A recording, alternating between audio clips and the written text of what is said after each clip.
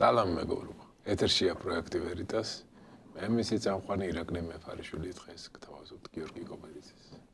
გიორგი, მიხარია რომ ჩემი სტუმარი ხარ უკვე მესამედი. კი ბატონო. და ყველა გადაცემა, რომელიც ჩვენ გქონდა, მე ყოველთვის ვუყურებ მე ჩემს ნამუშევრებს. ეს გადაცემები გამორჩეულია, იმიტომ რომ ძალიან ღრმა ანალიტიკური თანამშრომლობა გვაქვს. დიდი მადლობა. და კარგი გადაცემები გამოგვდის.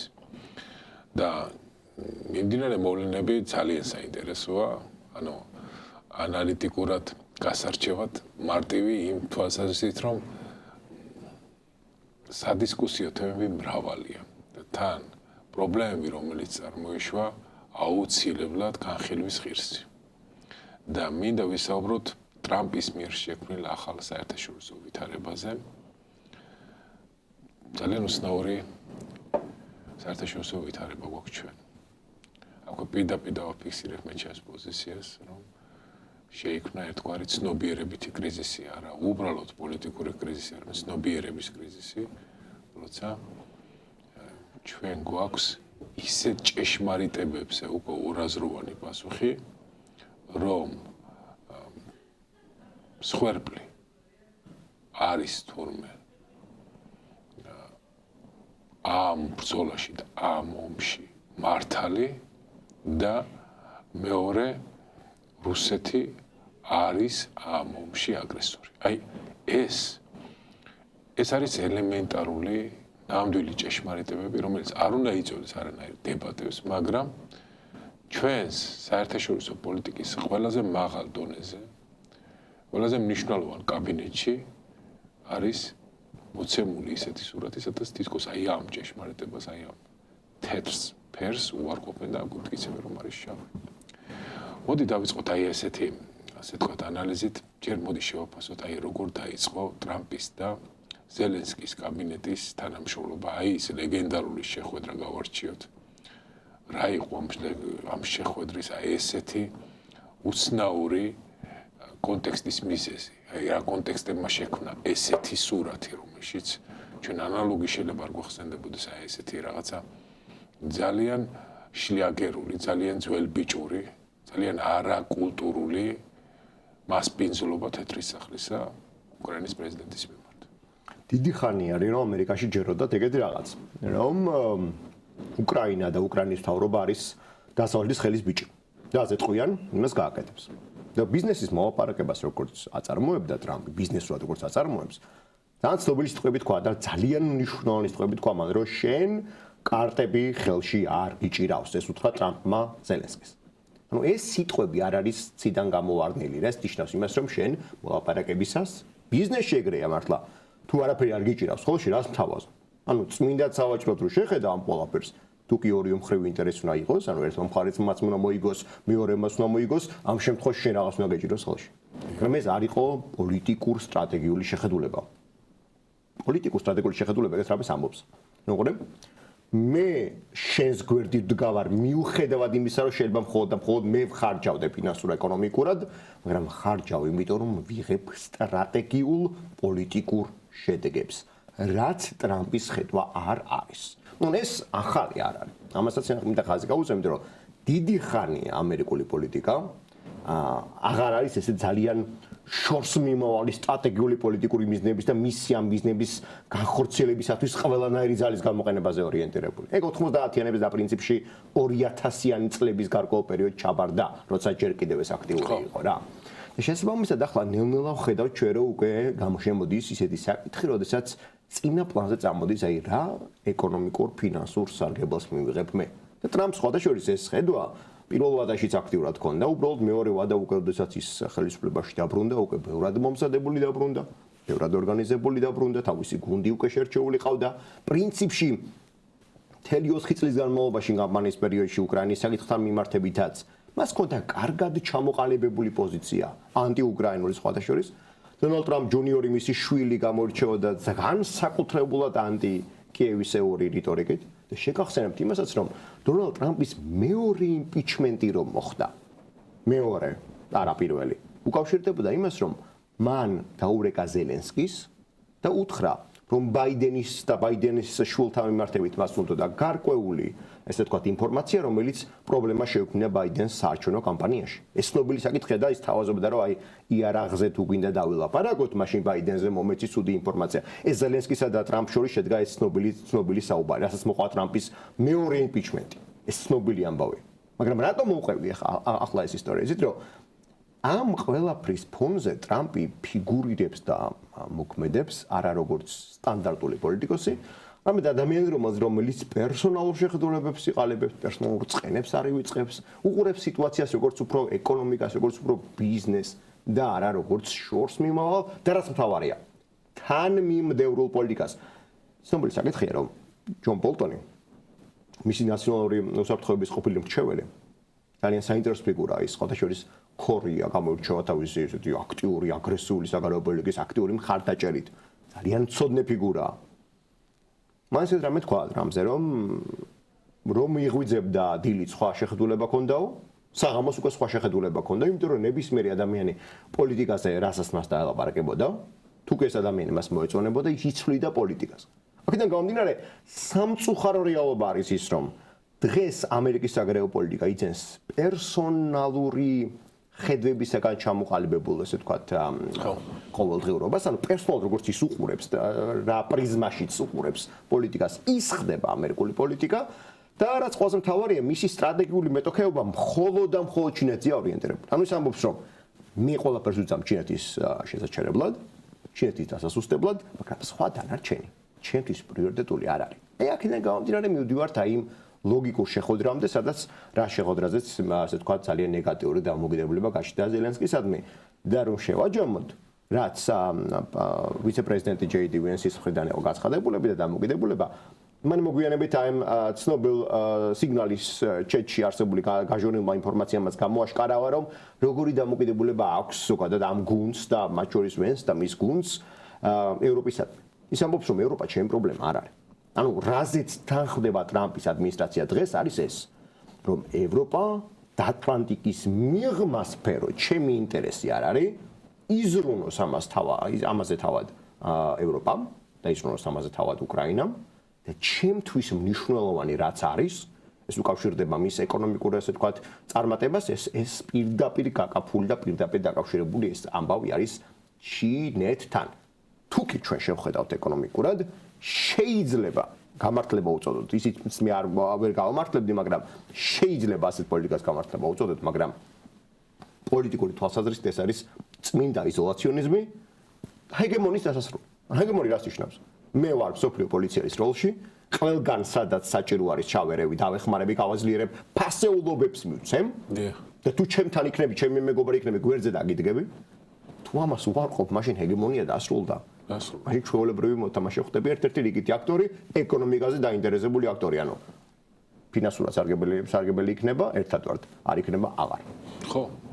აი, თელს აი ამ შეხვედრაში ყველაზე თვალსაჩინო რაც იყო მომზადებლობა თითქოს ამერიკის მხრიდან, კერძოდ აი მაგალითად რა სითხოდა უკრაინის მხარისგან და მათ შორის ის რეპლიკები და პრეტენზიებიც, რომელშიც არ იყო გაწერილი არავითარი სტრატეგიული მნიშვნელობის რაიმე პროგრამა, რაიმე ინიციატივა. ანუ ეს, ასე ვთქვათ, დამოკიდებულება, მთელი ეს კომუნიკაცია თითქოს და კაბინეტში შექმნილი სიტუაციიდან გამომდინარე იყო, რომელიც წინასწარ უკვე აღებული განწყობებით იყო შექმნილი, რომ ეს ზელენსკი ეს არის ადამიანი, რომელიც აი მე მექნება ესეთი შტაბ-შტილება, რომ ტრამპი მაინც როგორც ნიუ-იორკელი ანუ იმ სუბკულტურის ასე ვთქვათ შვილია, რომელიც აი ამ ბრონქსში არსებობს რა, სადაც სხვათა შორის ამაზე ძალიან კარგად საუბრობდა რობერტ დე ნირო, რომელმაც ჩვენ კი შევამჩნიეთ ეს ვინც არის, მაგრამ არ მოგწონდა არასოდეს. ნუ ახლა მას შეიძლება არ მოწონდა და რაღაცა, მაგრამ იმ სუბკულტურის გაგებაში ძალიან ბევრი რაღაცა იხსნება, რაც შეიძლება იქ. ანუ იქაც არის ესეთი Goodfellas, ხო? და ანუ ამ Goodfellas მნიშვნელობაში, ანუ არის ის, რომ რაც შეიძლება ერთისთვის, არ შეიძლება მეორესთვის. და აქედან გამომდინარე დანაშაულს რომელსაც ჩაიდენს დაუშვათ ეგრეთ წოდებული აი ესეთი რაღაცა ავტორიტეტი ხო ეს დანაშაული ისეთნაირად არ შეიძლება მოეკითხოს მას როგორც რიგით ჩვეულებრივ ადამიანს და შენ როგორც associate ხო ჩვეულებრივი ადამიანი შენ ვერ მოთხოვ მას პასუხს იმ შეურაცხყოფაზე იგივე დოზით რა დოზითაც შეიძლება მოთხოვო აი სწორედ ეგრეთ წოდებულ მაღალ იერარქიის რაღაცა თითქოს ადამიანს ავტორის გუთფელას ხო და აი ამ გაგებით მასთვის ლეგიტიმური აი ამ სტრატაში ყავს რაღაცნაირად გაწერილი ტრამპს თავის პირად აღქმებში პუტინი პირად აღქმებში რუსეთი და რუსეთის აგრესიულობა და რუსეთის დამოკიდებულება აი ამ მისი სამეზობლოს მიმართ ეს რუსული დღის წესრიგია და ჩვენი სივრცე გვაქვს ჩვენი დღის წესრიგის და ამ გაგებით მას მიეშნია რომ აი ის ზელენსკი რასაც ითხოვს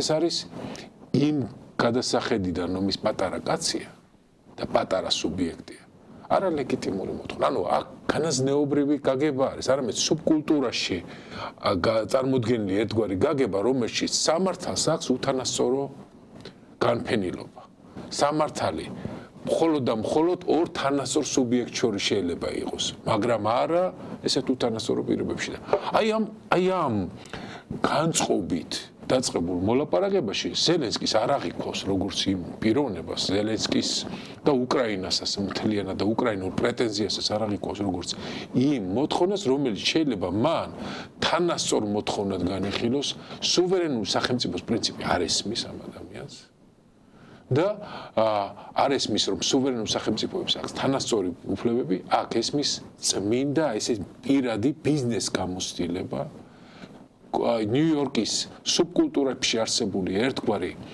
დამოკიდებულება განსხვავებულ ადამიანების მიმართ და აქედან გამომდინარე ზელენსკი პირდაპირ სანამ იქამდე მივიდა და უკვე იყო მისთვის დაკეტილი კარი. ის ვერაფერს ვერ მიაღწევდა. აი ეს ამას რო გრძნობ მე. ესეთი პრეზიდენტი როგორ შეიძლება რაიმე მოლაპარაკება მიაღწევს. აი მოლაპარაკების მისეული ხედვა, მოდი შეაფასე შენ. რას თავაზობს უკრაინას?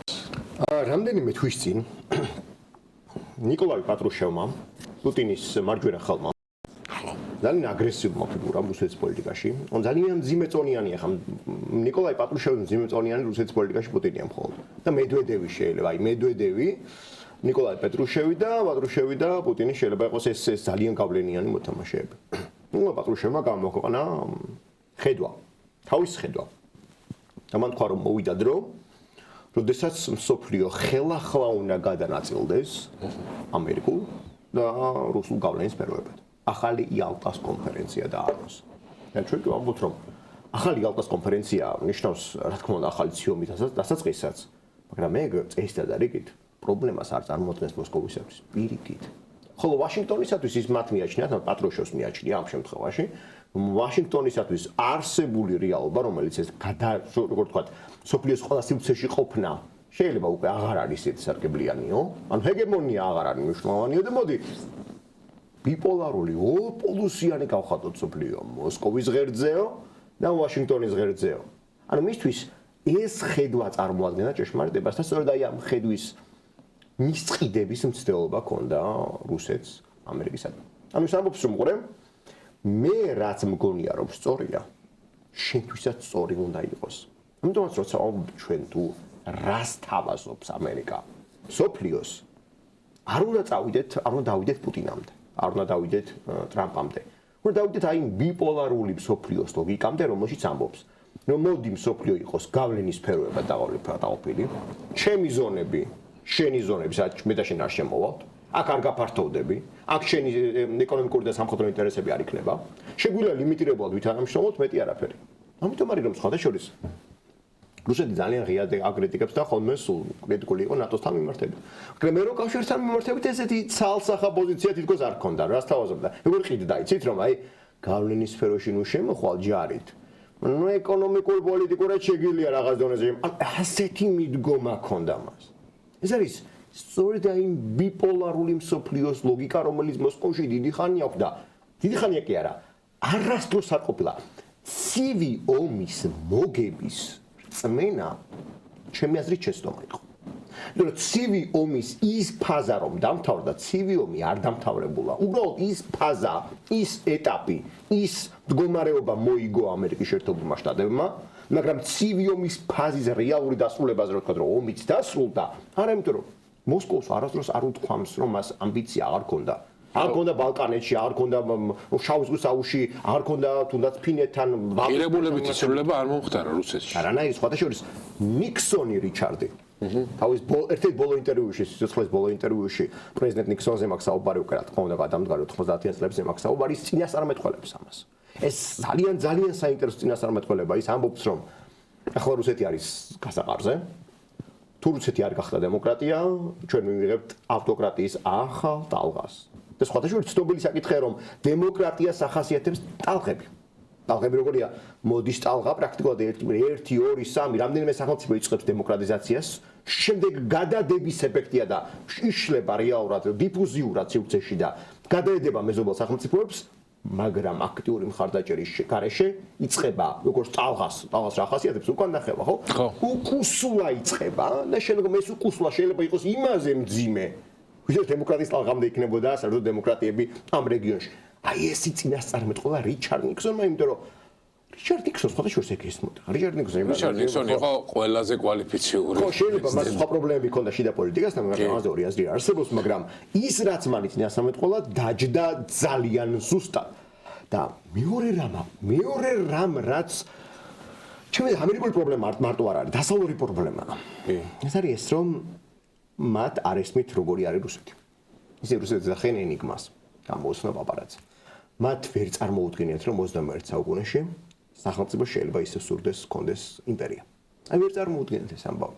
ვფიქრობენ რომ რუსეთი არის მაინც პრაგმატული, რაციონალური აქტორი და რაღაც ჩვენი ბრალი ხომ არა. ეს ნაცნობილი ამბავი ამაზე მახსენდება და სულ იღებება ხოლმე რომ ჯორჯ კენანი ერთ-ერთი მთავარი ცნობილი დიპლომატი რომელიც საბჭოთა კავშირს იკვლევდა ამერიკელებს ამერიკელებს ეუბნება რომ ნუ იბრალებთ საკუთარ თავზე რომ თითქოს რამე აწყენინეთ საბჭოთა კავშირს ცივი ომის პერიოდში არა არაფერი არ გიწყენინებიათ უბრალოდ საბჭოთა კავშირი თვისებრივად არის იმპერიული წარმონაქმნი მას სურვილი აქვს რომ კიდევ და კიდევ მეტი ტერიტორიები აითვისოს და შენ რომ ვერ წარმოგიდგენია ეგ არ ნიშნავს რომ იქ არ წარმოუდგენიათ იმპერიის არსებობა ხო სხვა შორის ესე იყო თავდაპირველად ჰიტლერთან მიმართებითაც იმიტომ რომ როცა ვაიმარის რესპუბლიკა შეხედეს ვერ დაიჯერეს რომ შეიძლება ამ დემოკრატიულ საზოგადოებაში ამ ინტერნაციონალურ საზოგადოებაში თავისუფალ საზოგადოებაში როგორც ვაიმარის რესპუბლიკა იყო შობილი იყო ნაციზმი და ნაციზმი აღზევებული იყო და ამიტომაც ამბობდნენ რომ იქნება და ჩვენშია პრობლემა იქნება და რაღაცას ვერ ვიგებთ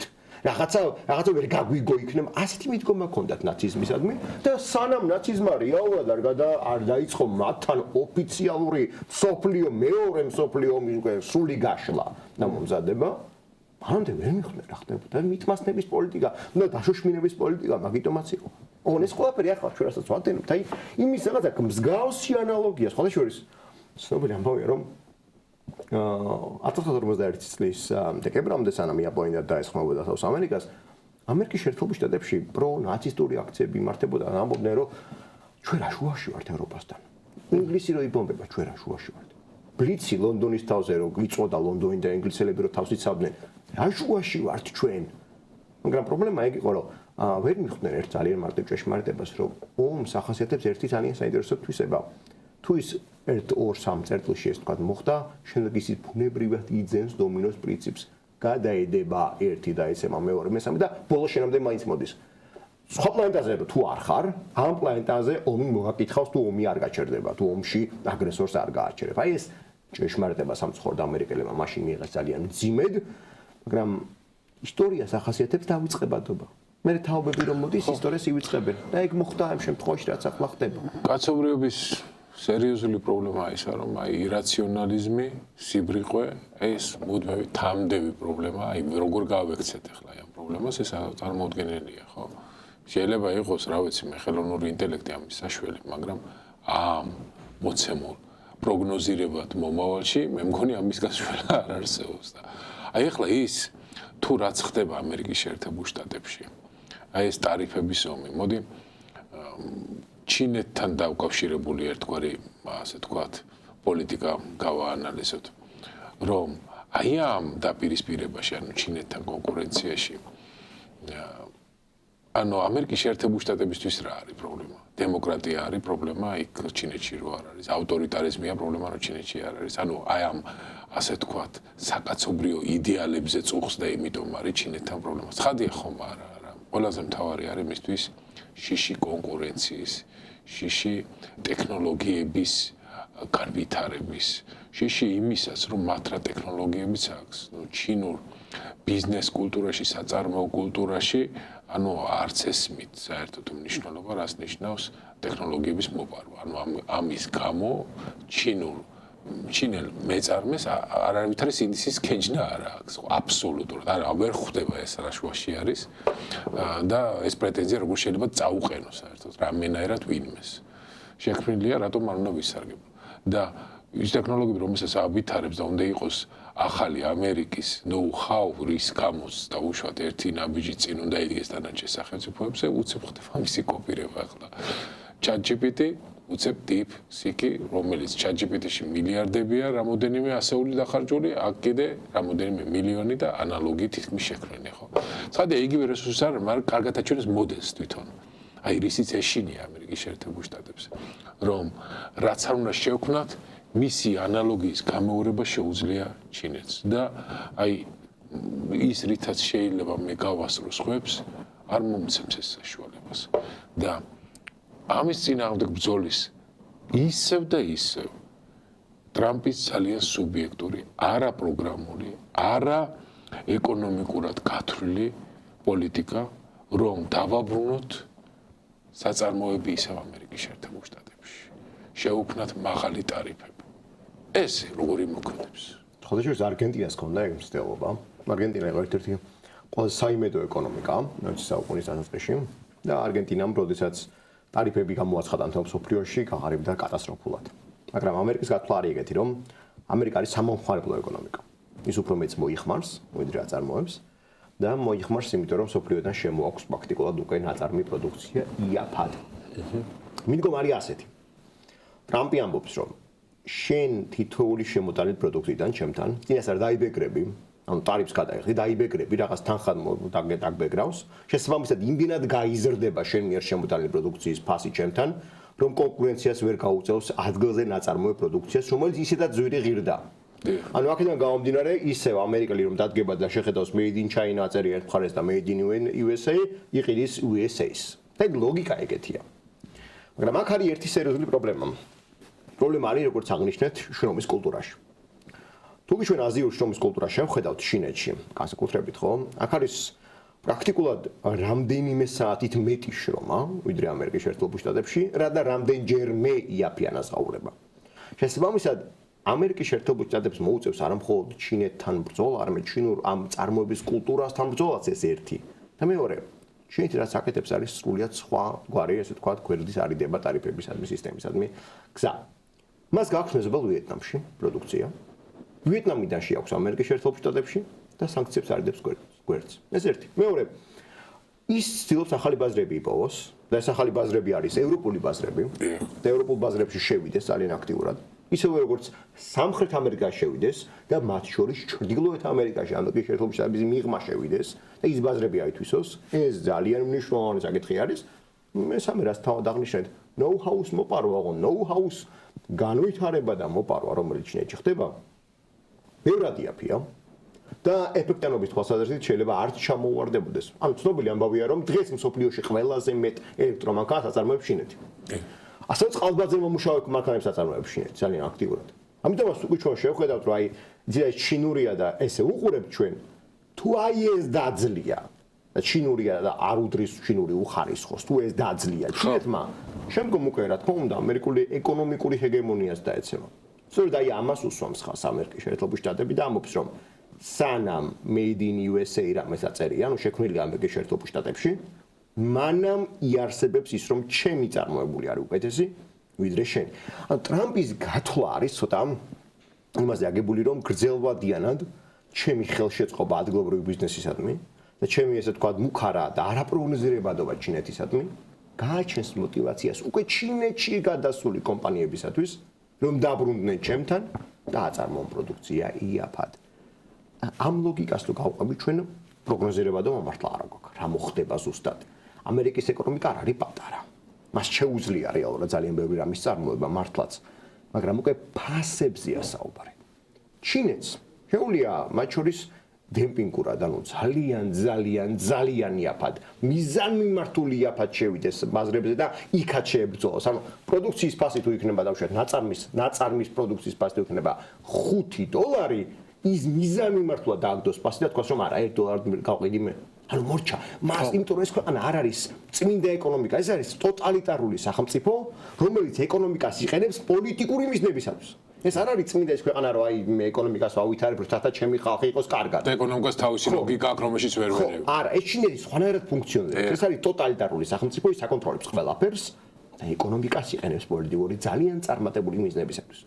ნუ თუ კი მან ფასები დააგდო მიზანმიმართულად და შევიდა სოფლიო ბაზრებზე და დამოკიდებული გახადა სოფლიოს მოსახლეობა მის პროდუქციაზე, ეს იქნება მისი აი ეს ეკონომიკური გამარჯვების დასაწყისი. სწორედ აი ამის შეჩერებას ცდილობს. სხვადასხვა მოსკოვში პუტინმა თქვა ეგეთი უცნაური განცხადება და ის გამოსგავსო ხაზი რომ ამერიკამ დააგვიანაო ჩინეთთან ბრძოლა.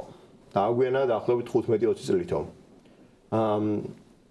ტრამპს ესმის ძალიან კარგად ასეთ რომ დრო მასზე არ მუშაობს.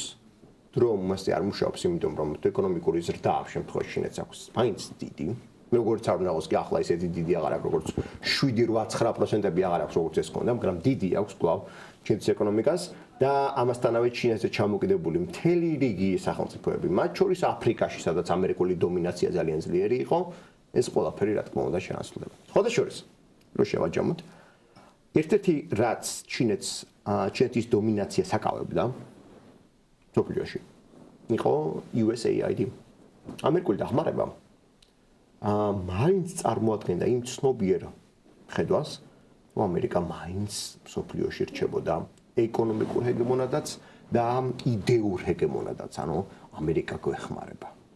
აი USAID-ის შეჩერების ფონზე ეს ამბავი გვერდზე იწევს და ჩინეთი შემოდის ასპარეზზე, რომელიც ამბობს, რომ მე დაგეხმარებით. მე ჩავდებ ფულს, მე მოგცემ დიაფიან სელხს. რა თქმა უნდა, ეს ყველაფერი მე კაბალური პირობებით გულისხმობს ჩინეთის შემოსვლას და დაკავებას ყველა იმ პროექტისა და ინფრასტრუქტურის, რომელიც თვითონ თავად გაგიკეთა იაპონიაში, მაგრამ მოკლევადაში გჯერა რომ ყველაფერი კარგად არის. ანუ ჩინური მტაცებლური ეკონომიკა არის ძალიან მარტივმოგებულ მოდელზე აგებული, უღრეს მოდელი. თუ კი აღარ იარსებებს ამერიკული დაბალანსება, იმუშავებს ძალიან ეფექტურად. მე ვერ ვიტყვი რომ ტრამპი ყველაფერში ჩინეთთან მიმართებით ცდება და არ იმუშავებს, უბრალოდ ეს არის ძალიან არაპროგნოზირებადი გარემო და იმუშავებს ეს ყველაფერი მაშინ თუ კი პოლიტიკურად, იდეურად ისე მიმზიდველი იქნებოდა მთელი მსოფლიოსთვის ამერიკა და ამასთან ჩინეთის წინააღმდეგ გარაზმავდა მას, მაგრამ ახლა გამოვიდა ისე რომ თვითონ მსოფლიოს დაადო ჯერ ტარიფები. შემდეგ უკან წაიღო ეს პირობები. შემდეგ ჩინეთს დაადო და მოუმატა ტარიფები. შემდეგ ახლა მასთან ასწლობს ქართულ მოლაპარაკებას. რაც უკვე ქმნის იმ გარემოს, რომ ამერიკის ხვალინდელი ნაბიჯისადმი პროგნოზირებადობა გაჭირდა. ხო, ამ ისტორიაში თან მედგაი თვითონ ამერიკა გამოდის. ხო, დანდობაც მის და მის შემცირ. და ამ რეალობას ვიღებთ ახლა ჩვენ. ამგვარად სოფლიო ახლა მიწის პოლიტიკურ მიწისძვრას განიცდის. სერიოზული პოლიტიკური მიწისძვრა არის და შეგვიძლია ეს რამე შევაფასოთ. რომ მეორე მსოფლიო ომის შემდეგ დადგენილი საერთაშორისო წესრიგი, როდესაც დაპყრობითი ომები იყო აკრძალული და ურთიერთობები ნაყოფილი იყო ბაზირებული საერთაშორისო სამართალზე, ეს წესრიგი უკვე წარსულს ჩავარდა. ეს განცხადება შეგვიძლია გავაკეთოთ. ანუ იმის მცდელობა რომ აი ეს გადავარჩინოთ ეს წესრიგი, არა, ეს წესრიგი უკვე აღარ არსებობს. ახლა ჩვენ საუბარი გვაქვს ეს რა წესრიგი იქნება შემდგომ. აი ეგ არ ვიცით. მაგის კონტურებს ჯერ ვერ ვადენებ თვალს და რუსეთი, ჩინეთი, ევროკავშირი, ამერიკის შეერთებული შტატები და მათი მეტოქეობა და დაპირისპირება სხვადასხვა არეებში, ისე როგორც შუა აღმოსავლეთის, ისე როგორც აფრიკის, ისე როგორც ავსტრალიის, აი ამ თელს კონტინენტებზე მიმდინარე პროცესები საბოლოო ჯამში შექმნის. აი იმ კონტურს, რომელიც ალბათ მომდევნო 5 წელიწადში უკვე გამოჩნდება და გამოაჩენს როგორ საერთაშორისო ეკონომიკურ, პოლიტიკურ და სამართლებრივ წესრიგს ვადენებთ. ხო, მაგრამ აი ჩინეთთან დაკავშირებით ამერიკის პოლიტიკის მცდარობა მაინც ჩემი აზრით მდგომარეობს იმაში, რომ მთელი ეს წინააღმდეგობა, აი ესეთი манипуляციით, რომ დაუშვათ წვრილმანი წარმოების პროცესიც გადმოვიდეს ამერიკის შეერთებულ შტატებში, ეს ხო ეს ხომ მათი მხრიდან აბსოლუტურად აბსურდული სტრატეგია არის. ანუ მაგალითად წამოიღონ ისეთი წარმოებები, როგორც არის სპორტული მაისურები და შარულები და ასეთი რაღაცები, რომელიც იქ ძალიან იაფადკეთდება და მართლა შრომის კულტურა სხვანაირი რომ არის თქო ესეც მნიშვნელოვანი ის არის რომ იქ არის საზოგადოება, რომელიც შრომით უფლებებსაც კი არ ითხოვს. ანუ ესეც კი არ აინტერესებს. ანუ იქ მართლა ადამიანები რომ შრომობს და იმის პრივილეგია რო აქვს რომ მუშაობს. ამითაც კმაყოფილია და ჩვენ საუბრობთ ამერიკის შეერთებულ შტატებში. პლუს აი ამ პროცესში უნისონში არ არის ტრამპის პოლიტიკა ისე მიგრანტების მიმართ. ანუ იაფი მუშახელის თან არ უნდა. ანუ ვინები უნდა დაასაქმოს, ანუ ამერიკელი ტიკტოკერი და თან ტიკტოკერს ხას უსვამს ისე ჩინური პლატფორმა. ტიკტოკერი ახალგაზრდობა დასაქმდება, სად დასაქმდება ჯინსების შესაკერად და კეპების შესაკერად. ეს ხომ მისი მხრიდან რაღაცნაირად ელემენტარული სოციოლოგიური ჭეშმარიტებების უგულებელყოფა, რომ შრომითი კულტურა ამერიკის შეერთებულ შტატებში არსებითად სხვაგვარია და მისი დომინაცია ამ ტექნოლოგიების უკან წამოღებით, აი ამ წარმოების, რომანი მსუბუქი წარმოების, ხო, მსუბუქი წარმოების უკან წამოღებით კი არ უნდა მოხდეს, არამედ ისევ ტექნოლოგიების განვითარებით უნდა შედგეს. ანუ იმ ტექნოლოგიების დომინაციაში, რომელშიც უნდა შეეჯიბროს ჩინეს. ანუ ჩინეთის დაყოვნება ისეთ საკითხში, რომგურიც არის ტექნოლოგიური შეჯიბრი, რაღაცა ესეთი манипуляციებით, არის მისი მხრიდან შესტომა. იმიტომ რომ აქ ამ კონკურენციაში მას მხოლოდ და მხოლოდ ერთი რამის მიღება შეეძლო. ეს არის ჯანსაღი კონკურენციის მიღება. თუნდაც ისის რო ხპარავს შექმნას ტექნოლოგიები, რომელიც ვერ მოხპარავს მაშინ. ანუ შექმნას აი ამ მისი ტექნოლოგიური ნოუ-ჰაუს დაცვის მექანიზმი და დაცვის პოლიტიკა. იქ რო გამოქვეყნდება დაუშვათ ის პატენტი, ამ პატენტის სამართლებრივ მექანიზმში შევიდეს სრულება, რომ პირდაპირ ვიღაცას არ მიეცეს საშუალება იგივეს გამეორების, ხო? ან რაღაცები აი აქ შეიცვალოს და არა ის შეიცვალოს, რომ დაუშვათ აი ამ ტექნოლოგიები, მოდი მე ავუგრძალავ, რაღაცნაირად შევიყვან მას ეკონომიკურ კრიზისში, რომ როგორღაც არ გამოუშვას ეს იაფი მობილური ტელეფონები, რომელიც იგივე საკეთებს, რასაც ჩემი iPhone-ი აკეთებს, ხო? აი ეს ხო აბსურდია. ესეთი და iPhone-საც მეგონი ჩინეთში აწყობენ, რა? ანუ ეს ხო აბსურდია. ამ მიმართულებით არ უნდა ყოფილიყო მისი პოლიტიკა და მიმართული მთელი ტექნოლოგიების კონცენტრირება ისე ტექნოლოგიებში, როგორც არის AI, ახალი ასე თქვათ ტექნოლოგიები, როგორც არის Android, როგორც არის კოსმოსისათვის, როგორც არის ისეთი რაღაცები, რომელიც ძალიან დიდ ეკონომიკის ფუფუნებაა. აქ უნდა იყოს მისისა და არა ამ რაღაცა წვრილმანებში. და თან ეს აბსოლუტურად სწორად აღნიშნე USAID-ის მოსპობა ამერიკული ღირებულებების წინააღმდეგ გალაშქრება. აქ იყო ძალიან კონკრეტული ერთი მომენტი.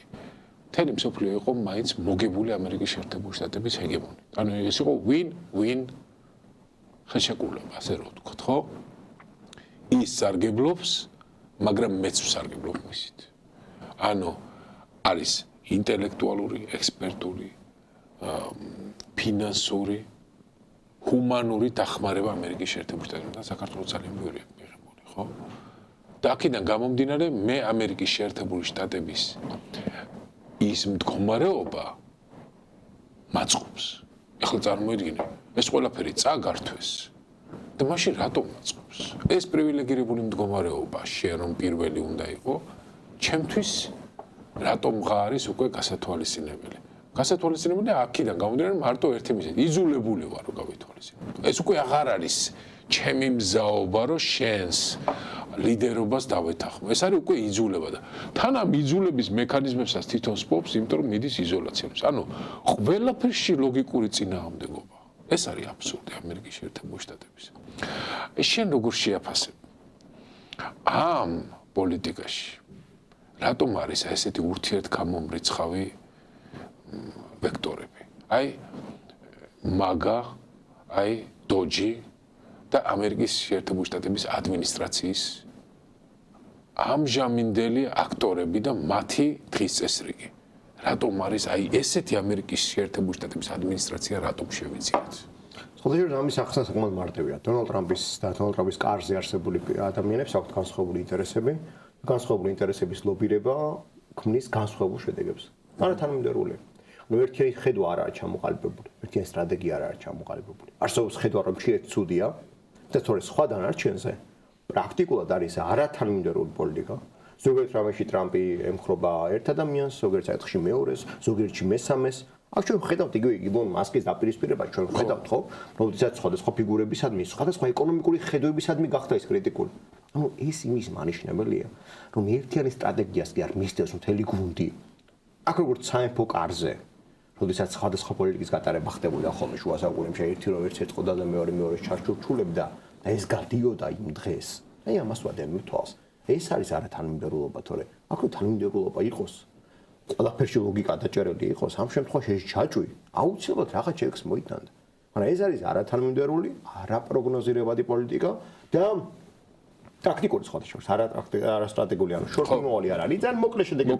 აი დავხედე, აბა რა გამოვა. რომ თუ უცებ დაინახავენ რომ აი ეკონომიკაში რაღაც არ გამოვიდა, იგივე ცვლის ტრამპი ამას. ახალ ასე თქვა ბრძანებულობას მოაწერს ხელს. შემდეგ მე ახალ ბრძანებულებას, ანუ ეს არის სწორედ ის, რასაც ამერიკის შეერთებული შტატებს არასდროს არ ახასიათებდა. ანუ იდეაში ამერიკის შეერთებული შტატების საკითხი უყურებდა სტრატეგიულად, გრძელვადიანად, დიდი შედეგებით, დიდი სურათით.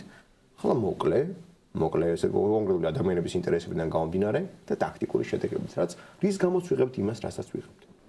თან ახლა ერთი მომენტი არის, ამერიკის შეერთებული შტატების ეკონომიკა, რომელიც არსებითად უფრო სუფთა კრისტალიზებული კაპიტალიზმია, ну კი გარკვეული მარცხენა პოლიტიკაც იქაც არის, გარკვეული სოციალისტური, ასე თქვათ, პოლიტიკის ეპიზოდებიც რამდენიც გენებოთ იმდენია, მაგრამ ამერიკის შეერთებული შტატების ეკონომიკას არასდროს არ ქონია გეგმიური ეკონომიკა. აი რაღაცა სტრატეგიული ხედვა და უშუალოდ ჩვენი ეკონომიკური სექტორების განვითარების. აი რაც ახასიათებს ეს უფრო აი რა ვიცი აზიურ თუ ტოტალიტარულ თუ რაღაცად ნახევრად ტოტალიტარულ ქვეყნებს. ანუ ესეთი ხედვა არასდროს არ ქონია. ეს რასაც გვთავაზობს არის დაახლოებით ეკონომიკის დაგეგმარების ტრადიციაში არსებული რაღაცა თითქოს ხედვა. დავაბრუნოთ ეს ეკონომიკები ამერიკის შეერთებულ შტატებში. კი, მაგრამ რა გეგმა არსებობს, რა მექანიზმი არსებობს? აი როგორ განავითარებ მე ამ იმას? საერთოდ რაიმე პოლიტიკა და პროგრამა არსებობს, რომ აი ამ უკან დაბრუნებულ ბიზნესებს რაიმე კრედიტების მექანიზმებს ქმნია ახალს, რომ ისევ წაახალისო ვითომ ეს ეკონომიკა, ანუ სახელმწიფო უნდა გასცეს რაღაცა მნიშვნელოვანი შემოსავლები, რომ ეკონომიკური ბუსტი უნდა შედგეს. ანუ ეს ისევ როგორი ბიზნესის ხარჯი, ანუ კაპიტალიზმმა თვითონ უნდა იპოვოს მე ეს გზები და სანამ იპოვის თვითონ დაუშვათ ამ გზებს, ეს ხომ გარანტირებულად ძალიან ბევრი ბიზნესის გაკოტრებაა. თუ კი სახელმწიფოს ჩაქცევა არ არის ისე ფულის და რომ ჩააქციოს ფული, ამის ტრადიცია გაქვს, ამისი ფინანსები არის მობილიზებული, ასეთი ხედვა, ასეთი ეკონომიკური გაანგარიშება, საერთოდ სადმე რაიმე კაბინეტში დადებულა დოკუმენტის სახით. მსგავსი აბსოლუტურად არაფერი. აი სტრატეგიების, აი ეს ტარიფების ისე და უცებ მთელი მარკეტი ჩამოექცა. რამდენიმე ასეული მილიარდის ზარალი არის. დროებითი, რა დროებითია?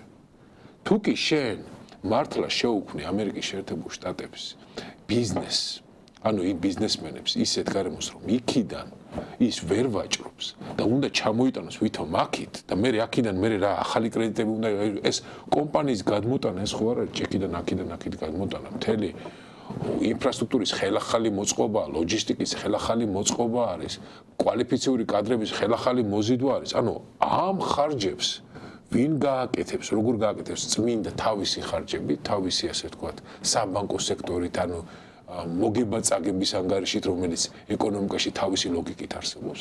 მსგავსი არაფერი არ დაუგვიგმია ამ ადამიანს. და ეს გადმოტანა სინამდვილეში არის, ანუ ისეთი უხეში ოპერაცია, რომ ადამიანს გადაუნერგო ორგანო, უბრალოდ იმიტომ, რომ გავს ეს თირკმელი ალბათ შენ თირკმელს. უარ მიიღებს მე ეს ორგანიზმი. საერთოდ ეს რო გარანტირებული სიკვდილი რო არის? არა. აი ესეც ზედაპირული მედიცინა რაც შეიძლება იყოს. ნახოთ რა გამოვა ესე უბრალოდ საკითხს. ხო, ნახოთ რა გამოვა. ევროკავშირთან დაკავშირებით მინდა გითხო. რატომ აქვს ტრამპს ესეთი შეურიგებელი პოლიტიკა? ну ძალიან ცინიკური, ძალიან უპატივცემულო პოლიტიკა ევროკავშირისმა. და ის სად არის ეს ღირებულებითი სხვაობა, სადაც აი ესეთი სხვაობა იგზნო ტრამპმა ევროკავშირთან. ზოგადად ამერიკის შეერთებულ შტატებში ევროკავშირს უყურებენ როგორც სუსტ წარმონაქმნს, ეკონომიკურადაც და პოლიტიკურადაც და სამხედრო თვალსაზრისით და სხვადასხვა. სხვადასხვა არ უნდა გაუწყდეს ის ფაქტი, რომ ევროკავშირის შიგნით არმიის ჩამოყალიბებაზე ადრეც იყო მსჯელობა. ბევრჯერ იყო მსჯელობა და ერთ-ერთი მთავარი მოწინააღმდეგე ამის იყო ამერიკის შეერთებული შტატები. როცა ცივი დამთავრდა, ევროპის განიარაღების პოლიტიკის ერთ-ერთი მხარდამჭერი იყო ამერიკის შეერთებული შტატები. მათ შორის აი ამ განიარაღების პროცესში მოყვა უკრაინაც. როცა უკრაინას ბირთვული იარაღი და სტრატეგიული ბომბდამშენები ჩამოართვეს. მაგრამ დანარჩენი ევროპაშიც ისე გაკეთდა, რომ ევროპას ძლიერი ცალკე არმია და შერღება არ ქონოდა. რასაც ტრამპი მოგვიანებით ამბობდა, რომ აი ეცი რა ევროპელმა სახელმწიფოებმა უნდა დააფინანსოს საკუთარი საჯარო ნაწილების განვითარება, სწორი იყო. ამაზე ორი აზრი არ არის. მე დღესაც ვიზიარებ, რომ ამ ევროპამ უფრო მეტი უნდა გააკეთოს თავის სამხედრო განვითარებაში, მაგრამ ის თუ რატო არ ქონდათ ევროპულ სახელმწიფოებს რიგი ტექნოლოგიები განვითარებული, იმიტომ რომ ამერიკა ამ შემთხვევაში უყურებდა, რომ აი ევროპაში მისი ჰეგემონია და მისი დომინაცია იყო დამოკიდებული იმაზე, რომ მხოლოდ ის უნდა ყოფილიყო ექსკლუზიურად წამყვანი ძალა, როგორც ევროკავშირში, ისე ცალკე ევროპულ სახელმწიფოებთან მიმართებითაც, ხო? ეს მნიშვნელოვანი ასპექტია. მეორე ევროკავშირს უყურებს როგორც იდეოლოგიურად განსხვავებულ ძალას. ანუ ევროკავშირი ხო ამ შემთხვევაში არ არის წმინდად კაპიტალისტური რაღაც მემარჯვენე კაპიტალისტური, ეს უფრო ცენტრისტული, ზოგჯერ ცენტრისტული და მარცხნივაც კი გადმოხრილი წარმონაქმნია, ძალიან იშვიათად მემარჯვენე პოლიტიკას ახასიათებს, მაგრამ ზოგადად უფრო ცენტრიდან მარცხნივ ცენტრთან ახლოს მყოფი ძალა არის და მასთან იდეოლოგიურ სხვაობას ხედავს. იდეოლოგიურ სხვაობას ხედავს და მასთან კავშირი აღარ უნდა. ტრამპისეული პოლიტიკის უფრო მეტი სიახლოვე შეიძლება მან დაინახოს, როგორც ეს თქვა, იმ ახალ საერთაშორისო წესრიგში, რომელსაც ახლა ჩვენ ვხედავთ, რომ იბადება, სადაც დაპყრობები, სადაც ძალადობა, სადაც ეკონომიკური მეტოქეობა, სადაც ახლებური ციომების დასაწყისი უფრო ბუნებრივი იქნება, ვიდრე კომპრომისი, მშვიდობაზე ორიენტირება, მოდი მსჯელობა ამ თემაზე. ის ხედავს სისუსტეს ევროპის შიგნით, რომელიც მას არ მოწონს, ისე როგორც იდეოლოგიურ სხვაობასა და მეტოქეობას. ახლა მთავარი პრობლემა არის თავად ევროკავშირში ის, რომ ევროკავშირი აი ამ რეალობას როგორ გაუწევს წინააღმდეგობას. ტრამპი იმაში არ ცდებოდა, რომ ევროკავშირი არის დიდი ბიუროკრატიული მექანიზმი. ის ამაში არ ცდება. პრობლემა რო არის, არც ამაში არ ცდება, რომ ბიუროკრატიული მექანიზმია. სწორედ აი ახლა ეს გამოწევა ევროკავშირისათვის შეიძლება იყოს ერთი დიდი უზარმაზარი უპირატესი შედეგის მომტანი ყველასათვის. რამ გვაგებით იცით რომ ჰეგელიანური ლოგიკა, ჰეგელი უნდა შემოვიტანოთ ამ შემშელობაში, ამ უცნაურად არ ნაშხერდეს. ჰეგელი უნდა შემოვიტანოთ და ვთქვათ, რომ ნებისმიერი ცვლილებისათვის ჯერ ხდება ერთი დიდი რადიკალური ცვლილება, შემდეგ მეორე რადიკალური ცვლილება, ამის სრული საპირისპირო, პოლარული ცვლილება ხდება და მხოლოდ ამის შემდეგ მიიღება რაღაც შუალედური შედეგი. როდესაც ევროკავშირის შიგნით პოლიტიკას ვადევნებთ თვალს, ევროკავშირმა ჯერ მიიღო დიდი ბიუროკრატიული მექანიზმი, ახლა ამ ბიუროკრატიული მექანიზმის შემცირებას ცდილობს და შემდეგ მივიღებთ რაღაც შუალედს. როდესაც ევროკავშირმა მიგრანტების შემოუშვა ძალიან დიდი, რასაც ტრამპი ეწინააღმდეგება და ესეც მეტოქეობის ერთ-ერთი ნაწილია მისი, მიგრანტების შემოშვება თავიდან ყველას კარი გაუღეს, შემდეგ ახლა დაიწყო უკვე ანტიმოძრაობა, რომელიც ამბობს, რომ ყველა მიგრანტი უნდა წავიდეს ევროპიდან და ალბათ შემდგომ რაღაც შუალედური, ესე ვთქვათ, მექანიზმი იქნება შემუშავებული. ანუ ეს ჰეგელიანური ლოგიკა, რომ გვაქვს ერთი შედეგი, შემდეგ მეორე რადიკალური შედეგი და შემდეგ უკვე დადგება მესამე შუალედური, ალბათ ამ თვალსაზრისით ვადევნებთ პროცესებს თვალს ევროკავშირის, ანუ ევროპის შიგნით. მაგრამ რაც არ უნდა მოხდეს, ევროკავშირი ახლა არის გზა გასაყარს. ანუ ის რეალურად შედეგს ირჩევს, როგორი შედეგი დაუდგება მის თავს. ევროკავშირი რამდენიმე წლის შემდეგ ჩვენ გვექნება, ან უფრო მეტად შეკავშირებული, შეიძლება ფედერალური წარმონაქმნიც კი, მყარი, თავისი საჯარო სტრუქტურებით, თავისი ფინანსური სტრუქტურებით, მაგრამ შეიძლება მივიღოთ საპირისპირო.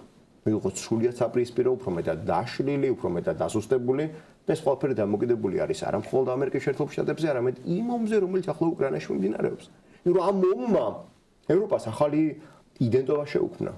ეს იდენტობა იყო ის, რომ ახლა მის წინააღმდეგ მიმდინარეობს ომი, როდესაც ჩვენ ლაპარაკობთ კოლექტიურ დასავლეთზე, ცნობიერებაში კოლექტიურ დასავლეთის უკან პირველ რიგში ამერიკა მოდიოდა. ტრამპის ფონზე პირველ რიგში უკრაინა გადმოდის და მოდის ევროპა. ანუ ევროპამ გახდა ამ შემთხვევაში დასავლური ცივილიზაციის ღერძი. აკვანი იყო ღერძი გახდა. ამიტომაც ვიღებთ აი ძალიან საინტერესო გზა გასაყარს მთელს ამ საერთაშორისო ეკონომიკურ პოლიტიკაში. მე პირადად ძალიან ოპტიმისტური ვარ აი ამ გზაგასაღარზე ევროპის მომავლის. ჯერ ერთი რომ პრობლემის ადეკვატური აღქმა მე მგონი უკვე გვაქვს ევროპელ ლიდერებს შორის და ტრამპის არაადეკვატური აღქმა კი მათ ძალიან ბევრს აშინებს. ანუ იყო რამოდენიმე ისეთი კონკრეტული ძალიან არადიპლომატიური ენით შეფასება ტრამპის პოლიტიკისა, სადაც ის შეადარეს ბავშვს, რომელიც თამაშობს ოთახში, ხან რას თამაშობს, ხან რას და არ იცის როგორ ითამაშოს. ეს ხომ რაღაცა ეს დისკურსები ხომ რაღაცა დიდი ხედვის ნაწილია, ეპიზოდია, რომელიც შეიძლება ვნახოთ ჩვენ სხვა ток-შოუებში, რომ აი ასეთი შემაშფოთებელი ინტერპრეტაცია ტრამპის პოლიტიკისა მათ უკვე უბიძგებს იმაზე, რომ ჩვენ აი ამ ბრძოლას შეიძლება მარტო დავრჩით. და მარტო თუ დარჩნენ, უკრაინა მართლაც არის ის საშუალება მათთვის, რომ გაცილებით დიდი კრიზისი, რომელიც აუცილებლად მეაკითხავთ, დროზე ადრე მიხედონ და უკურნალონ. და უკრაინის მომავალი როგორია შენი აზრით? აი ტრამპი ახლა უკვე განაცხადა მარკო რუბიომ ესეთი ფორმულა. თუ ორივე მხარე არ მიაღწევს შეთანხმებას, ამერიკის შეერთებული შტატი გადის მოლაპარაკებიდან. და ახლა ორი სიტყვის რო ვთქვათ, რა არის ეს მოლაპარაკება? რომ პრაქტიკულად ცნობს, ყირიმს უკრაინა უკვე რუსეთის ნაწილად, ოკუპირებულ 4 ტერიტორიაზე არ ვიცი კიდევ რა პოზიცია აქვს, მაგრამ აქაც რუსეთი სერიოზულ სარგებელს პოულობს. ატომური ელექტროსადგური უნდა გადაეცეს ამერიკის შეერთებულ შტატებს და კიდე მინერალებთან დაკავშირებით მან უნდა მიიღოს გარკვეული, ასე ვთქვათ, შესაძლებლობა მოპოვების. აი ამ ფონზე მართლა უცნაურია რა. მოდი ჩვენს რეალობაში რომ ასე ვთქვათ, რომ საქართველოს-რუსეთის ომში ჩვენ შეგვიძლია შუამავლობა გაგიწიოთ ერთი პირობით. აფხაზზე და სამხრეთოს ეს თქვენ ცნობთ, როგორც დამოუკიდებელ სახელმწიფოებს. პლუს მილსადენები, რომელიც არის, ეს გადმოგვეცით ჩვენ ამ სტრატეგიულ, ასე თქვა, დანიშნულების მილსადენებს ჩვენ განკვარგავთ. პორტებსაც ჩვენ განკვარგავთ, რომ თქვენი უსაფრთხოება დაცული იყოს და ამზე მოგვარდება ესა. მაგრამ სარგებელი მაშინ რა იქნება? აი დაახლოებით ესეთი აბსურდი არის, ხო? აი ისე გამოყავს მთელი ეს პოლიტიკა, რომ მაშინ შეუძლებელია რაიმე დათანხმება შედგეს. ეს არის მიზანმიმართული, შენი აზრით, მიზანმიმართული ისეთი დაყენება საკითხის, რომ აუცილებლად ვერ შეთანხმდნენ და მას მიეცეს საშუალება, რომ გავიდეს ამ პროცესიდან და თქვას, რომ აი ნახე ეს დამპალი უკრაინა, რუსეთი თანახმაა თურმე, თანახმა აბარა ოკუპირებული ტერიტორიები რა დაუმტკიცეს და ეს ცუდი უკრაინა, ნახე უარს ამბობს ამაზე და თუ უარს ამბობს ჩვენ გავდივართ. ეს არის მიზანმიმართული ისეთი პირობების დაყენება, რომელსაც ვერ დათანხმდება. ეს არის რაღაცა საუცხო ტიპის არაადეკვატურობა, რომელშიც რაღაცა ცნობიერება არის დაზიანებული, რომელშიც ელემენტარულ ცვლადებს ვერ ხედავს ამერიკული მხარე. თუ რასთან აქვს საქმე? ჩემი აზრით ეს არის პუტინის манипуляციის შედეგი. პუტინი არის და იყო ყოველთვის ძალიან კარგი манипуляტორი. ის რომ დრეზდენში იყო წარდგენილი როგორც მივლენილი, როგორც უშუალოების აგენტი იყო, სწორედ საინფორმაციო დეპარტამენტში. ის ამაზე მუშაობდა ყოველთვის და ძალიან კარგად შესწავლილი ადამიანები.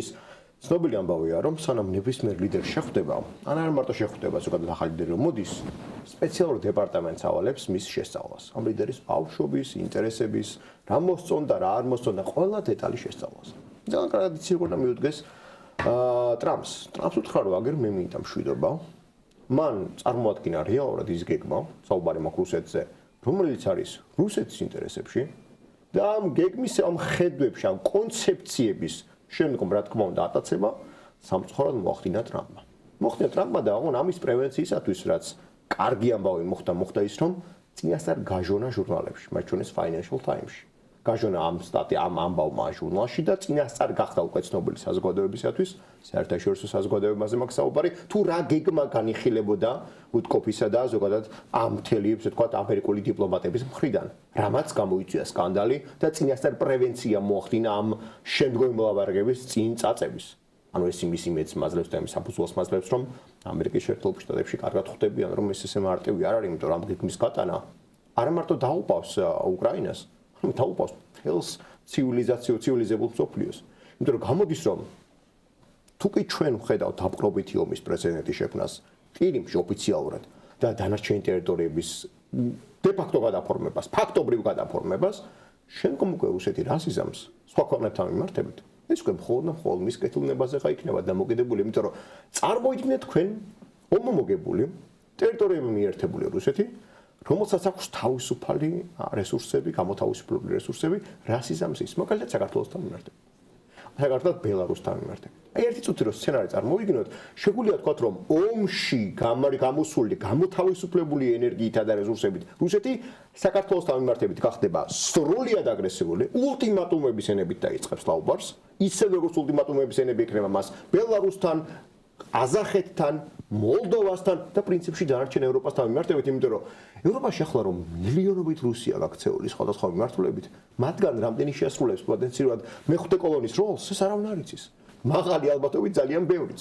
იმიტომ რომ ცნობილი საკითხია, რომ რუსების ძალიან დიდი ნაწილი, რომელიც ევროპის კონტინენტზე გაიქცა, ან ცხოვრობს დღეს იგივე ესტონეთში, ნარვაში, ან იგივე რიგაში, ლატვიაში, დიდი სიამოვნებით მიემხრობიან რუსული ინტერესების გატარებას მათ ტერიტორიაზე. ამიტომაც დღეს ეს ყველაფერი, რასაც ჩვენ ავდევნებთ თვალს, არის დიდი მიძინებული ნაღმი, რომელიც მაშინვე აფეთქდება თუ კი უკრაინაში რუსეთმა გაიმარჯვა. ამიტომაც ის, რასაც ითხოვს კრემლი და აწვდის ამერიკის შეერთებულ შტატებს თითქოს თანახმა ამ გეგმაზე, ეგ არის კაპიტულაცია უკრაინის. ეგ არ არის მშვიდობა. ეგ არის ხო, ანუ ჩვენ მოდი ჩვენ ერთი რამე განვასხვაოთ რა. ეს განვასხვაოთ ძალიან ბევრჯერ, იმიტომ რომ როცა გველაპარაკებიან ხოლმე მშვიდობაზე მშვიდობა გონია რომ მშვიდობა არის ყველაფერი, როდესაც ვიღაც არის ფრის. არა, მშვიდობა და კაპიტულაცია განსხვავებულია. თუ კი დამონებული ხარ და თუ კი ყელსაბამბიკა გამობმული და როცა უნდა რასაც უნდა იმას გაგეკეთებინებენ, ეგ მშვიდობა არ არის. ეგ არის კაპიტულაცია. და ბორგილება, ეგ ტყვეობაა რეალურად. და ტყვეობაში მყოფ სახელმწიფოებს და ხალხებს სუვერენიტეტი, ანუ საკუთარი თავისუფლება და პოლიტიკის განკარგვის უფლება აღარ აქვთ. მაგრამ ერთი მთავარი ფაქტი მინდა ხაზს გაუსვა. რუსეთის ოცნება რუსეთის ინტერესი არის არა მხოლოდ უკრაინის გარკვეული ტერიტორიების დაპყრობა, არამედ უკრაინის როგორც სახელმწიფოს გაქრობა, იმიტომ რომ ბზეჟინსკი თავის ძალიან ცნობილი ამერიკელი გეოპოლიტიკოსი თავის ნაშრომში ამბობს, რომ რუსეთის იმპერია ვერასდროს ვერ აღდგება, სანამ არ ექნება მას დამპყრობილი უკრაინა. ის კი არ ამბობს, რომ დაიპყროს, ის პირიქით ამერიკელებს ეუბნება, რომ არ დააპყრობინოთ არასდროს. სწორედ ამას ვადევნებთ თვალს. 2014 წელს ბზეჟინსკი მაშინ კიდევ როგორც მახსოვს ცოცხალი იყო, თუ არ მეშლება, მაგ პერიოდის ინტერვიუა დაახლოებით და მაშინ ამბობს, რომ რუსეთი შეეცდება უკრაინას მიმართებით მოქმედების განხორციელებას და შეეცდება იმპერიის აღდგენას. აი ამას ვადევნებთ თვალს ახლა ჩვენ და საქართველოს ამ პროცესიდან განცალკევებით არ დგას.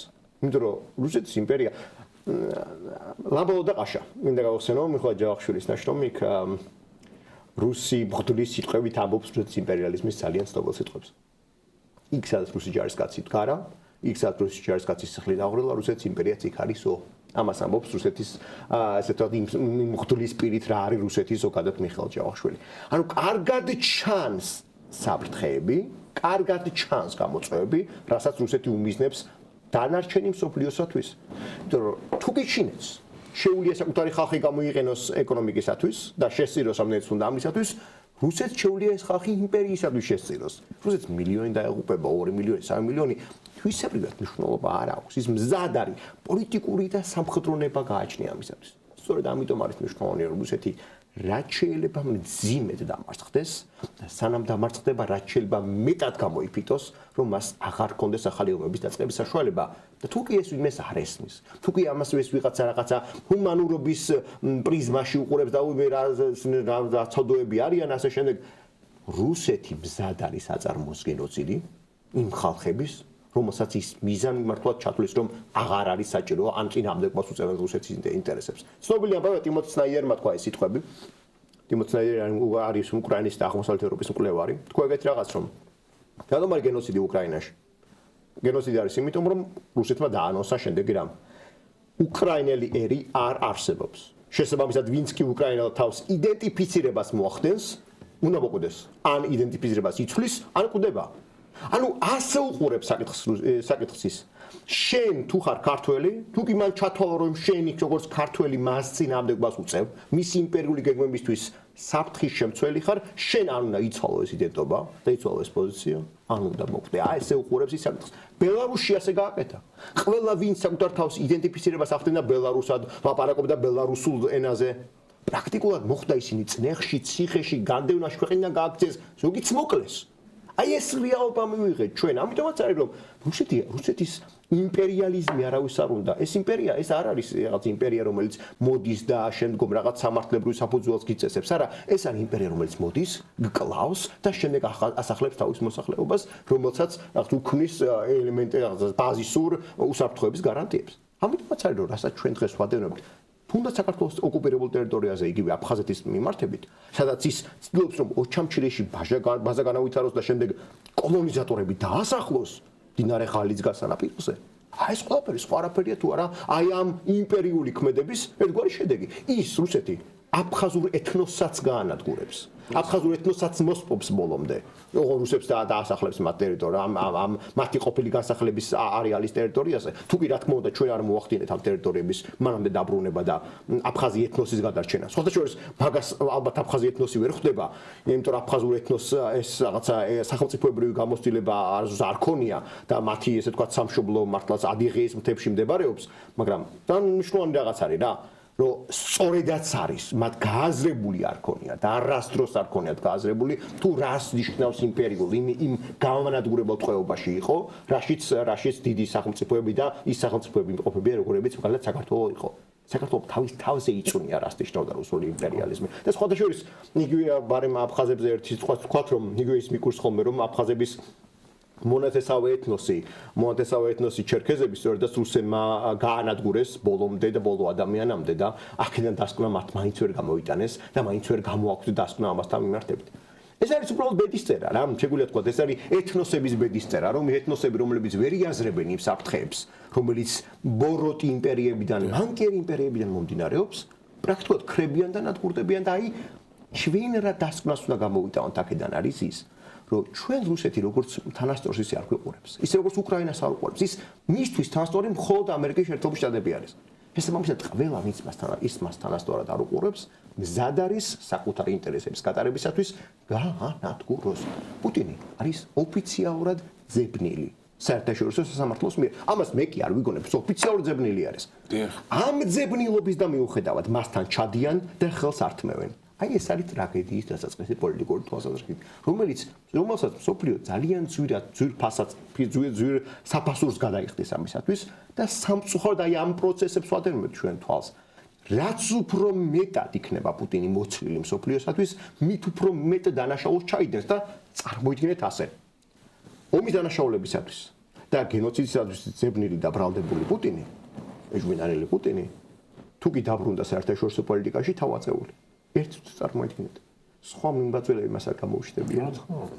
ან თავად აღარ განახორციელებს იმავე ქმედებას. პატარა ერებთან მიხმდეს ჩვენაირ პატარა ერებთან მიმართებით, თუ გაუვიდა უკრაინაში და შუაგულ ევროპაში გადარჩა. თუ კი შეფრინდა საჰაერო აპარატები რუმინეთში, პოლონეთში და იმაზე ხმა ვერ მოიყო ევროპამ სამწუხაროდ. საქართველოში არ გამოუვა. აი ეს არის ის მძიმე უღელი, რომელიც შეიძლება მსოფლიო მაიღოს, თუ კი რუსეთმა გაიმარჯვა. სწორედ ამიტომაც არის რომ დღეს რაც მსოფლიოში ხდება არის ისე გადაჭაჭული ერთმანეთზე როგორც არასდროს ისტორიის არც ერთ სხვა ეტაპზე არ ყოფილა რაც დღეს ხდება მსოფლიოში. აი ახლა ამ მოლაპარაკებების ერთ-ერთი საინტერესო სიმპტომატური პუნქტი იყო ჩემთვის საცნაური რომ პუტინის ერთ-ერთი პირობა ამ მოლაპარაკებაში თანხმობის არის ის რომ ის აღარ დაიპყრობს უკრაინას. ანუ სასნაური რა არის რომ არაადეკვატური შეფასება იქ მიმდინარე მოვლენების. ანუ ეს არის მხოლოდ და მხოლოდ პროპაგანდისტული ხაზი, ვითომ ისეთი ცლება მოსილია რომ ანუ უბრალოდ არ აკეთებს თორე ის შეუძლია, მაგრამ ამ არაადეკვატურობის მთელი სიმძიმე მდგომარეობს იმაში, მათ შორის ეს არაადეკვატურობა სწორედ იმ შეხვედრაზეც იყო ვენსი როცა იქვე იყო და ანუ თეთრსახში ხო რომ ესე იგი ადამიანი რომელიც წარმოადგენს უკრაინელი ერის ლიდერს რომელსაც ეპიკური წინააღმდეგობა გაუწია რუსეთს და გაუწია საშინლად დააზიანა, სასტიკად დააზიანა და ამ ბრძოლის ველის მდგომარეობა ჩიხურ მდგომარეობამდე მიიყვანა. იყო ამერიკის გენერლის მოსმენა სენატში, 4 ვარსკვლავიანი გენერლის მოსმენა, რომელმაც ესეთი შეფასება ჰქონდა, ანუ ესეთი ზოგადი ხალხმა რო გაიგოს დაახლოებით ისეთი, რომ ახლა ამ ვითარებაში ვერ ვხედავ ვერავითარ შანსს, რომ რუსეთმა გაარღვიოს უკრაინული თავდაცვა, ისევე როგორც ვერ ვხედავ ვერავითარ შანსს, რომ უკრაინულმა ძალებმა განდევნოს რუსეთის ძალები უკრაინის ტერიტორიიდან. ამ ფონზე კი თურმე წყალობს საწყალი რუსეთი ეს რომ უკრაინა არ დაიპყროს ესეთი გულუხი. აი ეს არაადეკვატურობაც კიდევ, რომელიც არსებით წინააღმდეგობაშია მდგომარეობის რეალურ შეფასებასთან. მე მინდა შენი შეფასება. ეხლა რა ხდება უკრაინაში აი ამ ფრონტის ხაზზე? რეალურად, ობიექტურად რა ვითარება ამ მოცემულ მომენტში? რუსეთმა როდესაც წიაღლის დასაწყისში წარმატებული შეტევა, რომელიც ძალიან დიდი ხანი მიმდინარეობდა ავდიივკას მიმართულებით, ქალაქი დონეცკის შემოგარენია ეს ტერიტორია. ქალაქი დონეცკის შემოგარენის ტერიტორია, როდესაც დაიკავა და ამ შემოგარენის დაკავებას ის ცდილობდა 2014 წლიდან მოყოლებული. როდესაც ფრონტზე იყო გამოცხადებული დროებითი ცეცხლის შეწყვეტა 2015 წლიდან მოყოლებული, ავდიივკას ან დონეცკის ირგვლივ არ შეწყვეტილა ცეცხლი არასდროს. ანუ 2014 წლიდან მოყოლებული დონეცკის ირგვლივ ბრძოლები გრძელდებოდა უწყვეტად. როდესაც გაარღვია ამ ყველა სისხლის ამ ყველა ბრძოლის ფასად და მაინც გადავიდა შეტევაზე, ყველას ეგონა რომ მორჩა. უკრაინის თავდაცვა დონეცკის ოლქში ჩამოიშალა. იმის შემდეგ რუსეთმა წაიწია მხოლოდ 35 კილომეტრი. და ქალაქი პოკროვსკი, რომელსაც ის უტევდა, კვლავ იქ არის. ანუ ჩვენ შეგვიძლია ვთქვათ, რომ პოკროვსკი, რომლის შემოგარენში რუსეთი გამოჩნდა უკვე დაახლოებით მე 10 თვე არის ისევ იქ არის. ანუ სწორია ამერიკელი 4G ვარსკვლავიანი გენერლის შეფასება, რომ ფრონტის ხაზის ძვრაც მინიმუმამდეა დასული. რა თქმა უნდა, რუსეთის გრანდიოზული შეტევა კიდევ წინ არის. რა თქმა უნდა, ასეთ მნიშვნელოვანი არის, რომ კურსკის ოპერაციამ უკრაინელთა მხრიდან შეასრულა ძალიან დიდი მისია, როდესაც რუსეთის ძალები აიძულა დაება ესე თქვა კურსკის მიმართულებაზე და პოკროვსკის მიმართულებისკენ არ გადმოესწროლათ. რა თქმა უნდა, ვხედავთ იმასაც, რომ იგივე ქალაქი ბახმუტის შემოგარენში ჩასევი არის მიმართულებაზე, რომელშიც ბრძოლები მიმდინარეობდა, ისევ იქ არის საბრძოლო მოქმედების ხაზი. ანუ ამას ვხედავთ, რომ უკვე ჩვენ წელიწადზე მეტია იქ არის ფრონტის ხაზი, ხო? 23 წლიდან მოყოლებული, საფხულიდან მოყოლებული. ეს არის იმის ინდიკატორი, რომ ახლა რეალურად ამ ძალთა ბალანსი ფრონტის ხაზზე მიღწეულია. მაგრამ ეს არ ნიშნავს ორ რამეს. არ ნიშნავს იმას, რომ რუსეთის მცდელობა არ იქნება საფხულის შეტევის. იქნება მცდელობა აუცილებლად და იქნება მცდელობა ალბათ ზაპოროჟიეს ოლქზე. სავარაუდოდ ეს არის. არა გამორიცხული ვიხილოთ სიურპრიზი და სხვა ოლქის მიმართულებით შემოჭრაც, სრულად ახალი ფრონტის ხაზის გახსნის მცდელობაც არ არის გამორიცხული. ამას ვერ გამორიცხავთ. იმიტომ რომ სანამ პუტინს და სანამ კრემლში შეერათ, რომ ომს ისინი მოიგებენ, ისინი ომს გააგრძელებენ. ეგ ილუზია არ უნდა გქონდეს, რომ სანამ პუტინს შეერა, რომ ომს მოიგებს, ის ომს შეწყვეტს, არა, ის გააგრძელებს. მაგრამ არის მეორე რაღაცასაც მეანიშნებს ეს ყველაფერი. არა მხოლოდ იმას, რომ რუსეთი შეეცდება, არამედ იმასაც, რომ თურმე რადგან ბალანსი მიღწეულია, თუ კი კარგ და მაღალი დონის ტექნოლოგიებს დიდი რაოდენობით და სწრაფად მიაწვიან უკრაინას, რუსეთი დამარცხებადი არ არის. მაგას არ ნიშნავს. პირიქით, მაგას სწორედ იმას მეანიშნებს, რომ რუსეთი დამარცხებადი გახდება მაშინვე, როგორც კი უკრაინას ექნება დიდი რაოდენობით ხარისხიანი შეერაღება, შეტევითი შეერაღება, რომელსაც რუსეთის წინააღმდეგ გამოიყენებს, ის ყველა მიმართულებით ექნება მწვანე შუქი ანთებული, რომ გამოიყენოს იმ მიმართულებაზე, რაც მას უნდა. ანუ მაგას მეანიშნებს. ანუ ორი ჭეშმარიტება გვაქვს ფრონტის ხაზზე. პირველი ძალთა ბალანსია, მაგრამ რუსეთი ცდილობს შეინარჩუნოს თავისი ინიციატივა და ალბათ გამოიყენებს დამატების ინიციატივას ამ ზაფხულში და მეორე ის, რომ უკრაინას თუ კი ექნება კარგი შეერაღება, როგორც კურსკის ოლქში ვიხილეთ. ასევე შეიძლება მან გაჭრას დამატებითი რუსული თავდაცვის ხაზები, გაარღვიოს იქ, სადაც საჭიროა და მიაღწიოს წარმატებას. აი ამ ორი რამეს ვადევნებ თვალს ამ წუთას ფრონტის ხაზზე. ამიტომაც არის საჭირო ახლა ორჭოფობა და ის კი არა რომ ერთ მსჯელობა და მხოლოდ საუბარი, არა, სასწრაფო წესით. იგივე რაინმეტალი გერმანიაში რაღაც წარმოებელი, ესე თქვა ცენტრალური საწარმო. სასწრაფო წესით თავისი მაქსიმუმი ამოგოქოს. აწარმოოს დიდი რაოდენობით, არა მხოლოდ ჭურვები და არა მხოლოდ ესე თქვა საარტილერიო ჭურვები და რაკეტები. არამედ მნიშვნელოვანია აწარმოოს და მიაწოდოს ისეთი ტიპის შეერაღება, როგორც არის იგივე ფრთოსანი რაკეტები და აურუსები, რომელთა შეზღუდვაც უნდა იყოს სრულიად მოხსნილი. მთელი რუსეთის ტერიტორია დაფარვად, იმიტომ რომ სანამ არსებობს იმის შიში, რომ თუ კი რუსეთს გავაღიზიანებთ, თურმე ის ვირტუალური არას გამოიყენებს, რამდენ რუსეთი ამ ბირთვული ერაღით დამოკრებას გააგრძელებს. ანუ მარტივია, სანამ რაღაცის გეშინია, რამდენ იმით შეგაშინებ. უფრო მეტად შეგაშინებ.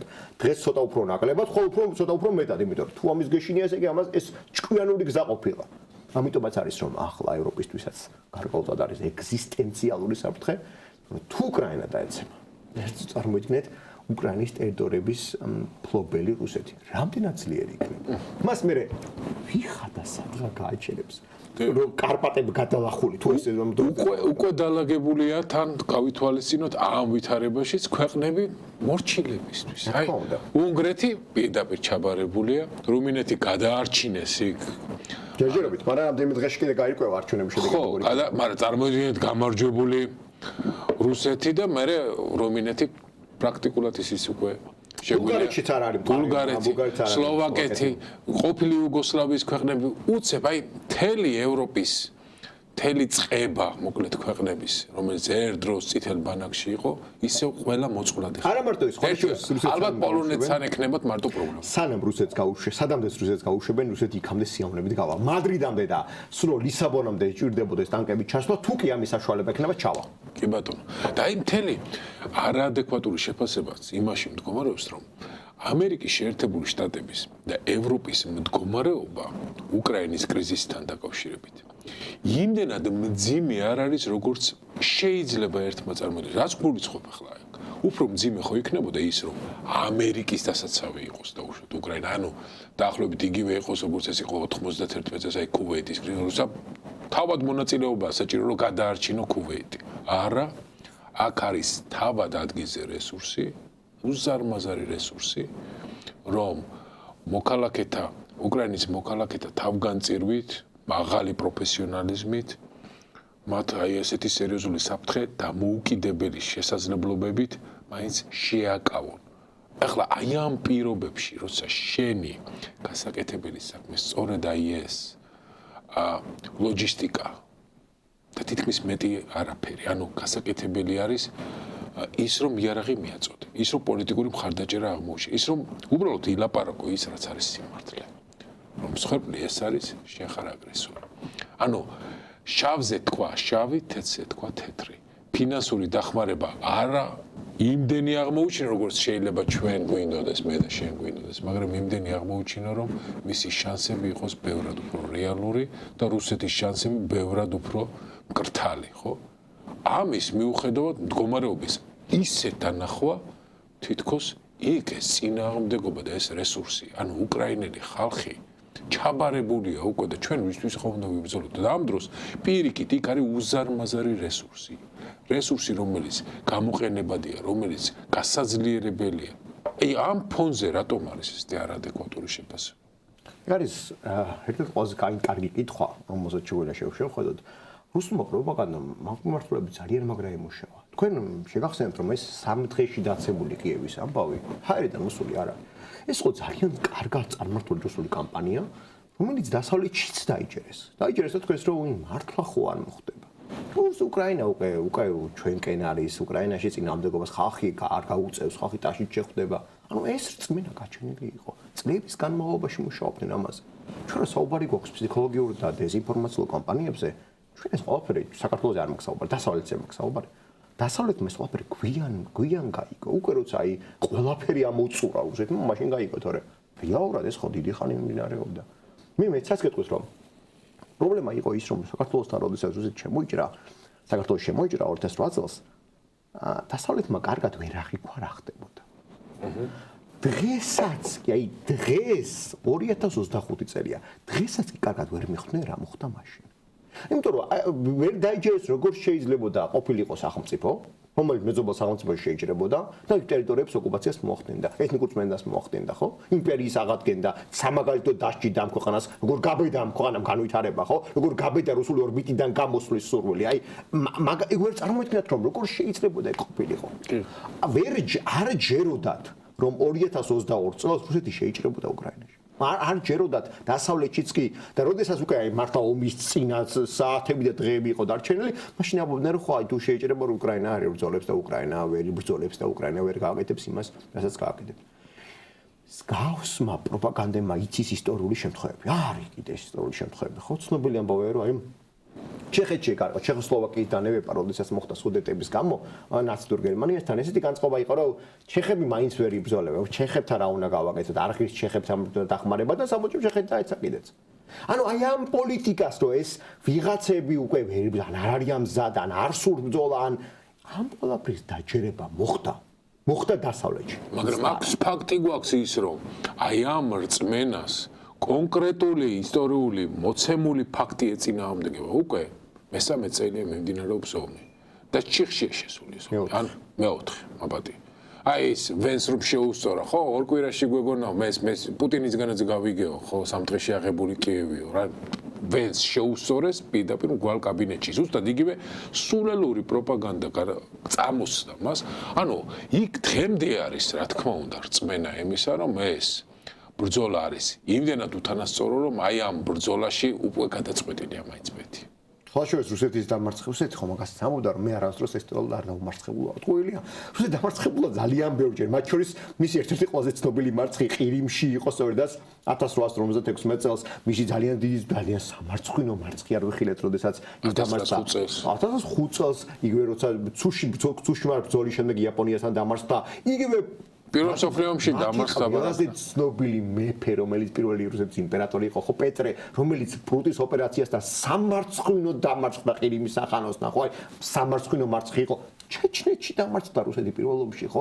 ანუ პირველ მსოფლიო ომი თავადვე ახსენეთ, რუსეთი მოსკოვი აუღიათ არაერთხელ, სხვადასხვა და პოლონელ სამხედროებს მოსკოვი ეჭირათ 2 წლის განმავლობაში ძალიან თავისუფლად. ანუ რუსეთი ბევრჯერ დამარცხებულა. უბრალოდ აი ეს პროპაგანდა სხვადასხვა ფინეთის პრეზიდენტმა თქვა ძალიან ცნობილი ფრაზაა და კარგად ხსნის ამ პროპაგანდის ყველაფერს.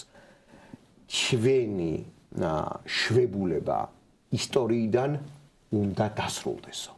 იმიტომ რომ ისტორიული მახსოვრობა თითქოს ეს რომ აი ესეთი მითებიში იყოფნა რომ აი რუსეთი არ დამარცხებულა, უკრაინა ჩვენ მხარეს არის, საქართველოს ბრალია რაც ხდება, იმიტომ რომ არ იცოდნენ.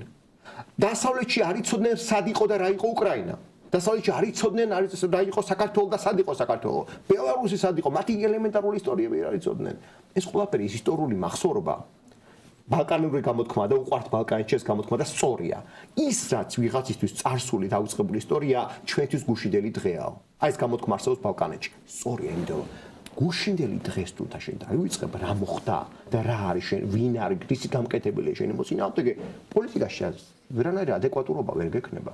და სამწუხაროდ აი ეგ არის ძალიან მძიმე რომ დასავლეთში დიდი ხანი თქვენს რომ აი ისტორიას მუდი წარსული ჩაბარ დამთავრდა ის აღარ არის ეგრე ისტორია ცოცხალია მით უმეტეს ცოცხალია იმ სახელმწიფოსათვის როგორც არის რუსეთი რომელიცათვისაც ეს ისტორიული მოვლენები რევანშთანაა დაკავშირებული მას სურს პოლიტიკური რევანში ხოთაშორის ჩინეთის ესეთი სახელმწიფოა და ამიტომაც არის ძალიან საინტერესო რომ ჩინური-რუსული ურთიერთობები გრძელვადიანად პოზიტიური არ იქნება ჩინეთს კარგად ახსოვს ბოქსერთა აჯანყების გამო როგორ წაართვა მდინარე ამურის აუზი რუსეთმა ჩინეთს მაგის დაბრუნებაზე და მაგაზე პრეტენზიები ჩინეთს აუცილებლად ექნება მით უფრო რომ ამასაც ხალხს უსვამ ახალ რუკებს რო უშვებს ხოლმე ჩინეთი ოფიციალურ რუკებს თავის სახელმწიფო საზღვრების მდინარე ამურის აუზში არსებულ კუნძულებს თავის ტერიტორიად მიითვისებს და მიათვლის ხოლმე აი ეს არის სწორედ იმის მაჩვენებელი რომ ჩვენ რა ვამბობთ რა ყველაფერი ისე არის როგორც იყო და აღარაფერი აღარ შეიცვლება როგორც ეს ჯეროდაც ზოგიერთ ადამიანს 2090-იან წლებში სრულიად სხვანაირად არის ახლა მსოფლიო და სწორია უკრაინას ნაბრძოლებას გააგრძელებს გაწევს იმიტომ რომ უკრაინელებს ბევრი გამოსავალი არ აქვთ თუ რუსეთმა ის დაიპყრო უკრაინელი ერია ეგზისტენციალურად მართლა აღარ იარსებებს ის რაც ბელარუსს დაემართა იმაზე უარესი დაემართება უკრაინას აი ამიტომაც არის ის ბრძოლა რასაც დღეს ჩვენ ხედავთ და როცა მიდგება საქმე ხოლმე გარანტიებზე ამერიკელები რობობენ გარანტიებს ვერ მოგცემთ და ასე შემდეგ აქ არის ერთი ჭეშმარიტება ერთადერთი რეალური გარანტია რომ გადარჩე ხარ შენ ანუ კონდეს ძალა მეტი არაფერი აქ გარანტია ვერაფერი ვერ იქნება ამიტომაც არის რომ უკრაინელები მიხვდნენ და აუცილებენ უკვე იმ იდეას მსოფლიოში რა იდეაც ყოველთვის ჭეშმარიტი იყო რომ არავის და არაფრის იმედი არ უნდა კონდეს გარდა შენი თავისა ეს არის აუცილებელი და მარტივი ჭეშმარიტება და მეორე ჭეშმარიტებას და გამომის ფონზე უკვე ის რომ მეორედ ბირთვული არაღზე უარს არ უნდა აღარ იტყვის პირიქით უკრაინის ფონზე ძალიან ბევრი სახელმწიფო შეესდება ამ ახალი ბირთვული არაღის პროგრამების წარმოებას და სხვათა შორის მესამე ფაქტი მინდა აღნიშნო და რა მოვლენა ფაქტი დღეს უკრაინა იბრძვის არა ერთი ატომური სახელმწიფოს წინააღმდეგ, რუსეთის წინააღმდეგ. არამედ უკრაინა ებრძვის ორი ატომური სახელმწიფოს წინააღმდეგ, ჩრდილოეთ კორეის სახითაც. რაც ამის ხაზგმას არ შეიძლება. და ირიბად მონაწილეობს მესამე ჩინეთი რუსეთის დასახმარებლად და მეოთხე აგრესიული სახელმწიფო ეს არის ირანი, რომელიც იარაღს აწვდის შაჰედების სახით. ამიტომაც ეს მთელი ტრაგედია იმაშია, რომ მეხუთეც შეიძლება უკვე აღმოჩნდა ამერიკის შეერთებული შტატები. ხო, აი მთელი მარაზმი. მაგრამ ეხლა უყურეთ ძალიან საინტერესო მომენტი. შევეხოთ ახლა ჩვენს ვითარებას. ტრამპის ადმინისტრაციის არაადეკვატურობის ნაწილი არის მათ შორის მისი უყურადღებობა მრავალი გამოწვევის მიმართ. ანუ რაღაცა კონცენტრირება ძალიან მოგონილ. ანუ ის რაც მუშაობს ის არ შეიძლება დაშალო. ავტომობილი მუშაობს, არ უნდა დაშალო, იმიტომ რომ გაიგო როგორ მუშაობს. მე მგონი ეს არის ელემენტარული სახე აზრი. ამიტომაც მე მიმაჩნია რომ ის პოლიტიკა და ის საერთაშორისო წესრიგი რაც ქონდა მეორე მსოფლიო ომის შემდეგ იმაში იყო შეიძლება დეტალებში რაღაცები ჩასასწორებელი, მაგრამ მუშაობს. ეს მუშაობდა ამერიკის შეერთებული შტატებისთვის, ანუ მან როცა გადაწყვიტა რომ რაღაცეები აქ ჩაასწორს, კი, მაგრამ მუშაობს ამერიკის შეერთებული შტატები, მაინც პირველი ეკონომიკა მუშაობს ამერიკის შეერთებული შტატები, მაინც ანუ ლიდერის სახელმწიფოა. ჰეგემონური მდგომარეობა მაინც ეკავა. ანუ რაც მუშაობს, მისი ჩასწორება შეიძლება ძალიან სარისკო იყოს. ეს ამას ვხედავთ. საქართველოსთან მიმართებაში. ტრამპის ადმინისტრაცია აბსოლუტურად არავითარ ყურადღებას არ აქცევს რა ხდება აქ. ერთი განცხადებაც კი რა გეთებულ. ანუ ჩვენ სანამ ტრამპი გახდებოდა პრეზიდენტი, როგორ მახსოვს ეს პუჭი მოლოდინი, რომელიც მე არ მქონდა ეს მოლოდინი, მაგრამ მეც ვერ გავბედავდი ესეთ პროგნოზს, რომ ამდენი ხანი გავიდოდა და ჯერ ერთი წერტი მძიმეც არსად არ გამოყენებულა საქართველოს რაიმე კონტექსტში. ხო? თუ არ ვწდები, თუ ვწდები, შემახსენე. მოლოდინი რომ ტრამპის არჩევანის შემდეგ აქ რაღაცა კონკრეტული საღი აზრი პოლიტიკაში ჩამოყალიბდებოდა. არ ჩამოყალიბდა, ამათ მოიგზნეს აბსოლუტური თავისუფლება, სრული უყურადღებობა და ამ სრული უყურადღებობის ფონზე ჩვენ უკვე ვიმტკიცებენ, რომ ვიზა ლიბერალიზაციის დაკარგვა არის ჩვენი ბოლო და უკანასკნელი დაბრკოლება ჩვენი სუვერენიტეტის ანუ შერბილებისა და ამით კიდევ უფრო გავცილიერდებთ. აი ხედავთ ესეთი აბსურდული ურთიერთგამომრიცხავის მტკიცება, რომელიც ისტორიულ ფაქტთანაა წინააღმდეგობაში, ყველაფერს სახთან არის წინააღმდეგობაში, მაგრამ მიეცა ამ სიგიშეს თავისუფლება, ხო? იმიტომ რომ იქიდან არავითარი რეაგირება, არავითარი პოლიტიკა არ მომდინარეობს იქიდან. როგორია შენი პროგნოზი? ბოლო იქნებათ მათ რაიმე პოლიტიკა ქართული სახელმწიფოს მიმართულებით თუ დავრჩებით სულ ეს აბსოლუტურ იგნორში. ამ ეტაპზე რასაც საქართველოს უყურებთ და საქართველოს როლს უყურებთ, მათთვის საქართველოს კავკასიის რეგიონი ამ ეტაპზე პრიორიტეტული საერთოდ არ არის, არავითარ თვალსაზრისით, მაგრამ ჩვენი გადასახედიდან ვიცით, რომ კავკასიის პრიორიტეტულობა და გეოპოლიტიკური მნიშვნელობა ჩინეთთან მიმართებითაც ძალიან დიდია, რუსეთთანაც, ახლო აღმოსავლეთთანაც, ევროპასთანაც. ეს არის ის გზა გამტარი, რომელიც ამ ოთხივე რეგიონს ერთმანეთთან უკავშირებს და შესაბამისად თუ კი ამერიკული ეს თქვა გეოპოლიტიკური ინტერესები რა მიმართულებით წარიმართა რომელიმე ამ ოთხიდან ერთ-ერთისადმი მაინც, მაშინ რაღაც კონტექსტში ამის მოხდრა აუცილებლად იქნება. მაგრამ პრობლემა არის სამოцხროდ ის, რომ თლიანად ჩამოგდებული ვიყავით ამერიკულ მოდელზე. როდესაც ვამბობთ საქართველოს მიმდინარე პროცესებზე, ვაპარაკობთ. საზოგადოების დიდი ნაწილი მოელოდა გარედან რეაქციას და იყო ორიენტირებული გარეთ ინტერესებს. გარეთ მხარდაჭერა ძალიან მნიშვნელოვანია. მაგრამ მხოლოდ გარეთ მხარდაჭერაზე ორიენტირება და იმას ფოკუსი თუ რა სიტყოდა დასავლეთი და რას გააკეთებდა დასავლეთი იყო მცდარი. იყო მცდარი და არის მცდარი. იმიტომ რომ როდესაც პოლიტიკურ სუვერენიტეტზე ვაპარაკობთ, მაშინ ხარ რეალურად მართლა სუვერენული, თუ კი შენ თავადვე წყვეტ შენი სახელმწიფოს ინტერესების ბედს და თავადვე ახორციელებ, ხო? დღეს ჩვენ რას ვხედავთ საქართველოში? საქართველოში ვხედავთ, რომ ის რაც საქართველოს მთავარი სუვერენული გამოხატულება იყო, რომ ჩვენ ავირჩიეთ არარუსული გზა, არამედ საქართველოს გზა, რომ ჩვენი ინტერესები გვინდოდა ყოფილიყო გატარებული, ყოფილიყავით ძლიერები კავკასიაში, ყოფილიყავით ინტეგრირებული ძლიერ ევროპულ საზოგადოებაში. იქიდან მიგვიღო ჩვენ სარგებელი, ჩვენ შეგვეტანა ჩვენი მხარდაჭერა, ჩვენი ინტერესები გაგვეტარებინა ევროპის შიგნით, გაძლიერებული იყო ევროპა ჩვენი შესვლის შედეგად, ხო? ეს ხო ჩვენი არჩევანი იყო, ის რაც აშფოთებდა რუსეთს. რუსეთმა ძალიან კარგად იცოდა თუ რა პოტენციალი ჰქონდა და აქვს საქართველოს. და სწორედ ამის გამო იყო რომ საქართველოს რომ დაიწყო მისგან ჩამოშორება, დამოუკიდებელი ძლიერი ერთეულად ჩამოყალიბება კავკასიაში, როგორც ჩრდილოეთში ისე სამხრეთში. საუბარი მაგ 80-იანი წლების ბოლოს 80-იანი დასაწყისში იმავ წუთას დაიწყო საქართველოს დასჯა. საქართველოს დასჯა რა, ვინმეს თუ გონია რომ საქართველოს ნატო აირჩია 90-იანებში ძალიან ცდება, არაფერი მსგავსი არ ყოფილა. 90-იანებში აქ ჩვენ ყავდა პოლიტიკოსები და პრეზიდენტები, რომლებიც ამბობდნენ რომ მზეო ჩრდილოეთიდან ამოდისო. ხო, მიუხედავად ამისა, მაინც დასაჯა საქართველოს. რატო? იმიტომ რომ საქართველოს ცდილობდა რუსეთისგან ჩამოშორებულიყო და ჩამოყალიბებულიყო დამოუკიდებელ ანგარიშგასაწევ ძალად. სწორედ ამ პოლიტიკის ცვლილებას ვადევნებთ დღეს თვალს საქართველოში არსებული მთავარი პარტიიდან, ქართული ოცნების პარტიიდან, თავარი ყველაზე დიდი პოლიტიკური პარტიიდან, რომელიც ცდილობს, რომ მოსახლეობას დააჯეროს, რომ რუსულ ორბიტაზე დაბრუნება. მარტო დარჩენა რუსულ ორბიტაზე დაბრუნება, სხვა არაფერი, იმიტომ რომ რეგიონში თუ ხარ მარტო, თუ მოკავშირე არ ყავს, თუ ხარ სუსტი, თუ არც ეკონომიკა აქვს ძლიერი, არც პოლიტიკა, არც სამხედრო ძალები, არც საგარეო მოკავშირეები ყავს, მარტო და სუსტი ხარ, აბა რა ხარ? თუ მარტო და სუსტი ხარ, ნიშნავს რომ იტმასნებული ხარ რუსეთთან, გამოდის რომ მთელი აი ამ წლების განმავლობაში ის ბრძოლა რაც იყო რომ საქართველოს ჩამოყალიბებულიყო ძლიერ ანგარიშგასაწევ ძალად სრულიად ფუჭაჩაული ამ ყველაფერს. და სწორედ აი ამას ვადევნებთ ახლა ჩვენ. ეს არის აი მე მინდა კითხვა დავსვათ. როგორ მოიქცეოდა საქართველოს რომ საოკუპაციო ხელისუფლება ყოველდეს, აი რუსეთის მიერ დანიშნული, რუსეთს რო დაენიშნა საქართველოში. რას გააკეთებდა? მე მგონი გააკეთებდა იმას, რაც აკეთებს ახლა ქართული ოცნება. სამწუხაროდ ეს ტრაგედია რატო არ იცით? დასავლეთ შევხედა, ამიტომ მე გავაგზავნე, დავიწყე დასავლეთ საუბარი. დუგინს აქვს ზუსტად იგივე შეფასება.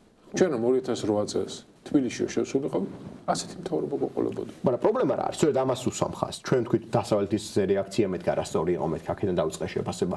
სამწუხარო ფაქტი არის ის, რომ დასავლეთის დიდი მხარდაჭერა ჰქონდა ქართულ ოცნებას თავიდან და დასავლეთის მხრიდან მხარდაჭერა არ შემცირებულა პრაქტიკულად 2022 წლამდე. ქართულმა ოცნებამ ერთ დღამში ხარ გაიმყარა ძალაუფლება. გავრილოვი რო ჩამოიყვანა და ხალხს არ ბევდა, მაინც პრობლემა არ ჰქონდა დასავლეთს. 2020 წელს არჩევნები როგორ ჩატარდა? ძალიან მძიმედ, ძალიან არასწორად. თეთრზე შავით ეწერა, რომ დარღვევები როგორ ტარდებოდა, ისეთივე დარღვევები ჩატარდაო. ნებისმიერი ანგარიში შეხედოთ, არ ეწერა რომ იგივე დარღვევები იყო, რა დარღვევები წინაწლებში გეთდებოდა. ამიტომაც გამოდის რომ დარღვევები იყო და მაინც რეაქცია არ ჰქონდა. 2022 წელს აღმოაჩინეს რომ ქართული ოცნება ცუდი იყო დასავლეთში. პრობლემას მე ზუსტად მაგას ვხედავ. აი ეს მაგას უსამხას რომ ქართული ოცნება თვისებრივად ერთ დღამში კი არ შეიცვალა და კი არ გახდა ანტიდასავლური. ის ანტიდასავლური იყო. უბრალოდ დასავლეთი ამას ვერ ხვდებოდა და საქართველოს მოსახლეობის დიდი ნაწილი მithumedes პროდასავლური ნაწილი შეხურებდა დასავლეთს და ამბობდა ნეტა დასავლეთი რა სიტყვის როგორ შეაფასებს არჩევნებს, როგორ შეაფასებს მათნაბიჯებს და თუ დასავლეთის მხრიდან ტონი რბილი იყო, მაშინ მოსახლეობაც უბრალოდ ამად იქცეოდა ხოლმე. ახლაც რო არის ეუთო ოდირის დასკვნა როგორ იქნებოდა? კი ვიცით რომ ძალიან მძიმე იყო ეუთო ოდირის დასკვნა ამ არჩევნებზე, მაგრამ ეუთო ოდირზე რატო უნდა იყო დამოკიდებული? თუ სუვერენული სახელმწიფო და ხალხი ხარ, ხო უნდა შეხედო ელემენტარულ ფაქტს. რომ როდესაც შენ ქვეყანაში გზნობ პოლიტიკა სხვათა შორის პირველ რიგში არის პოლიტიკა რა არის? პირველ რიგში არის აღქმა.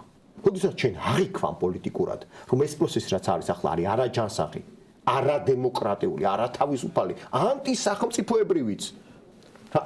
აღარ არის საჭირო დაალოდა ეუთო ოდირის დასკვნებს. შეიძლება უკვე გამოხატო შენი პოლიტიკური ნება და თქვა რომ ეს იყო არასწორი რა საქართველოში მოხდა. ისე როგორც დღეს ჩვენ იმას ველოდებოდით, აი გააჩერებს თუ არა კავშირი ვიზა ლიბერალიზაციას, რას ტრაგედია, ცხადია.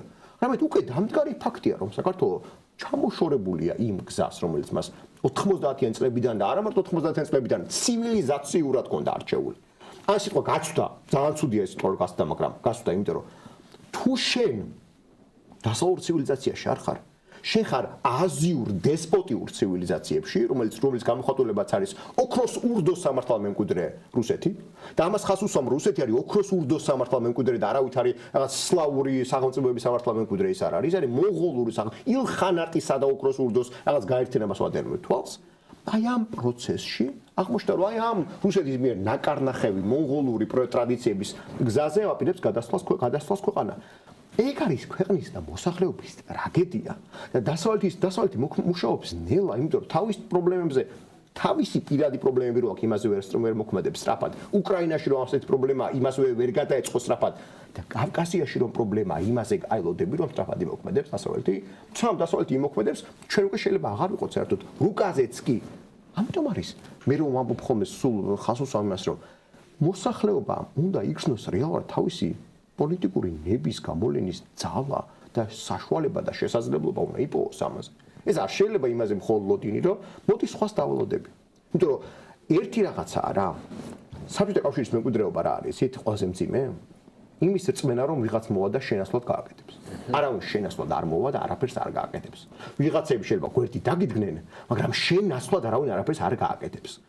სანამ ჩვენ ამას ვერ მივხვდებით და სანამ გვეყოლება იმაზე რომ აი დასავლეთში ვიღაცა რაღაცა სიტყვის და უი რა თქვა ჩვენმა დიდმა მეგობარმა უცხოეთში, მანამდე საქართველოში ვიქნებათ ეს მძიმე სიტუაცია, იმიტომ რომ ჩვენ თუ გვინდა გავხდეთ დასავლური ცივილიზაციის სრულფასოვანი წევრი, სწორედ ეგ უნდა გავიაზროთ, რომ ჩვენ ვართ დამოუკიდებელი ძლიერი მოთამაშეები, რომლებსაც შესწევს უნარი საკუთარი კურსი, დასავლური კურსი დაიცვას, საკუთარი პოლიტიკური ნება გამოავლინოს და პოლიტიკურ მიზნებსაც მიაღწიოს. აი, როცა ამას დაიჯერებს და ამას გაიაზრებს მოსახლეობა, მაშინ ვერავითარი რუსეთი ამას ვერ შეცვლის და ვერ დაამარცხებს.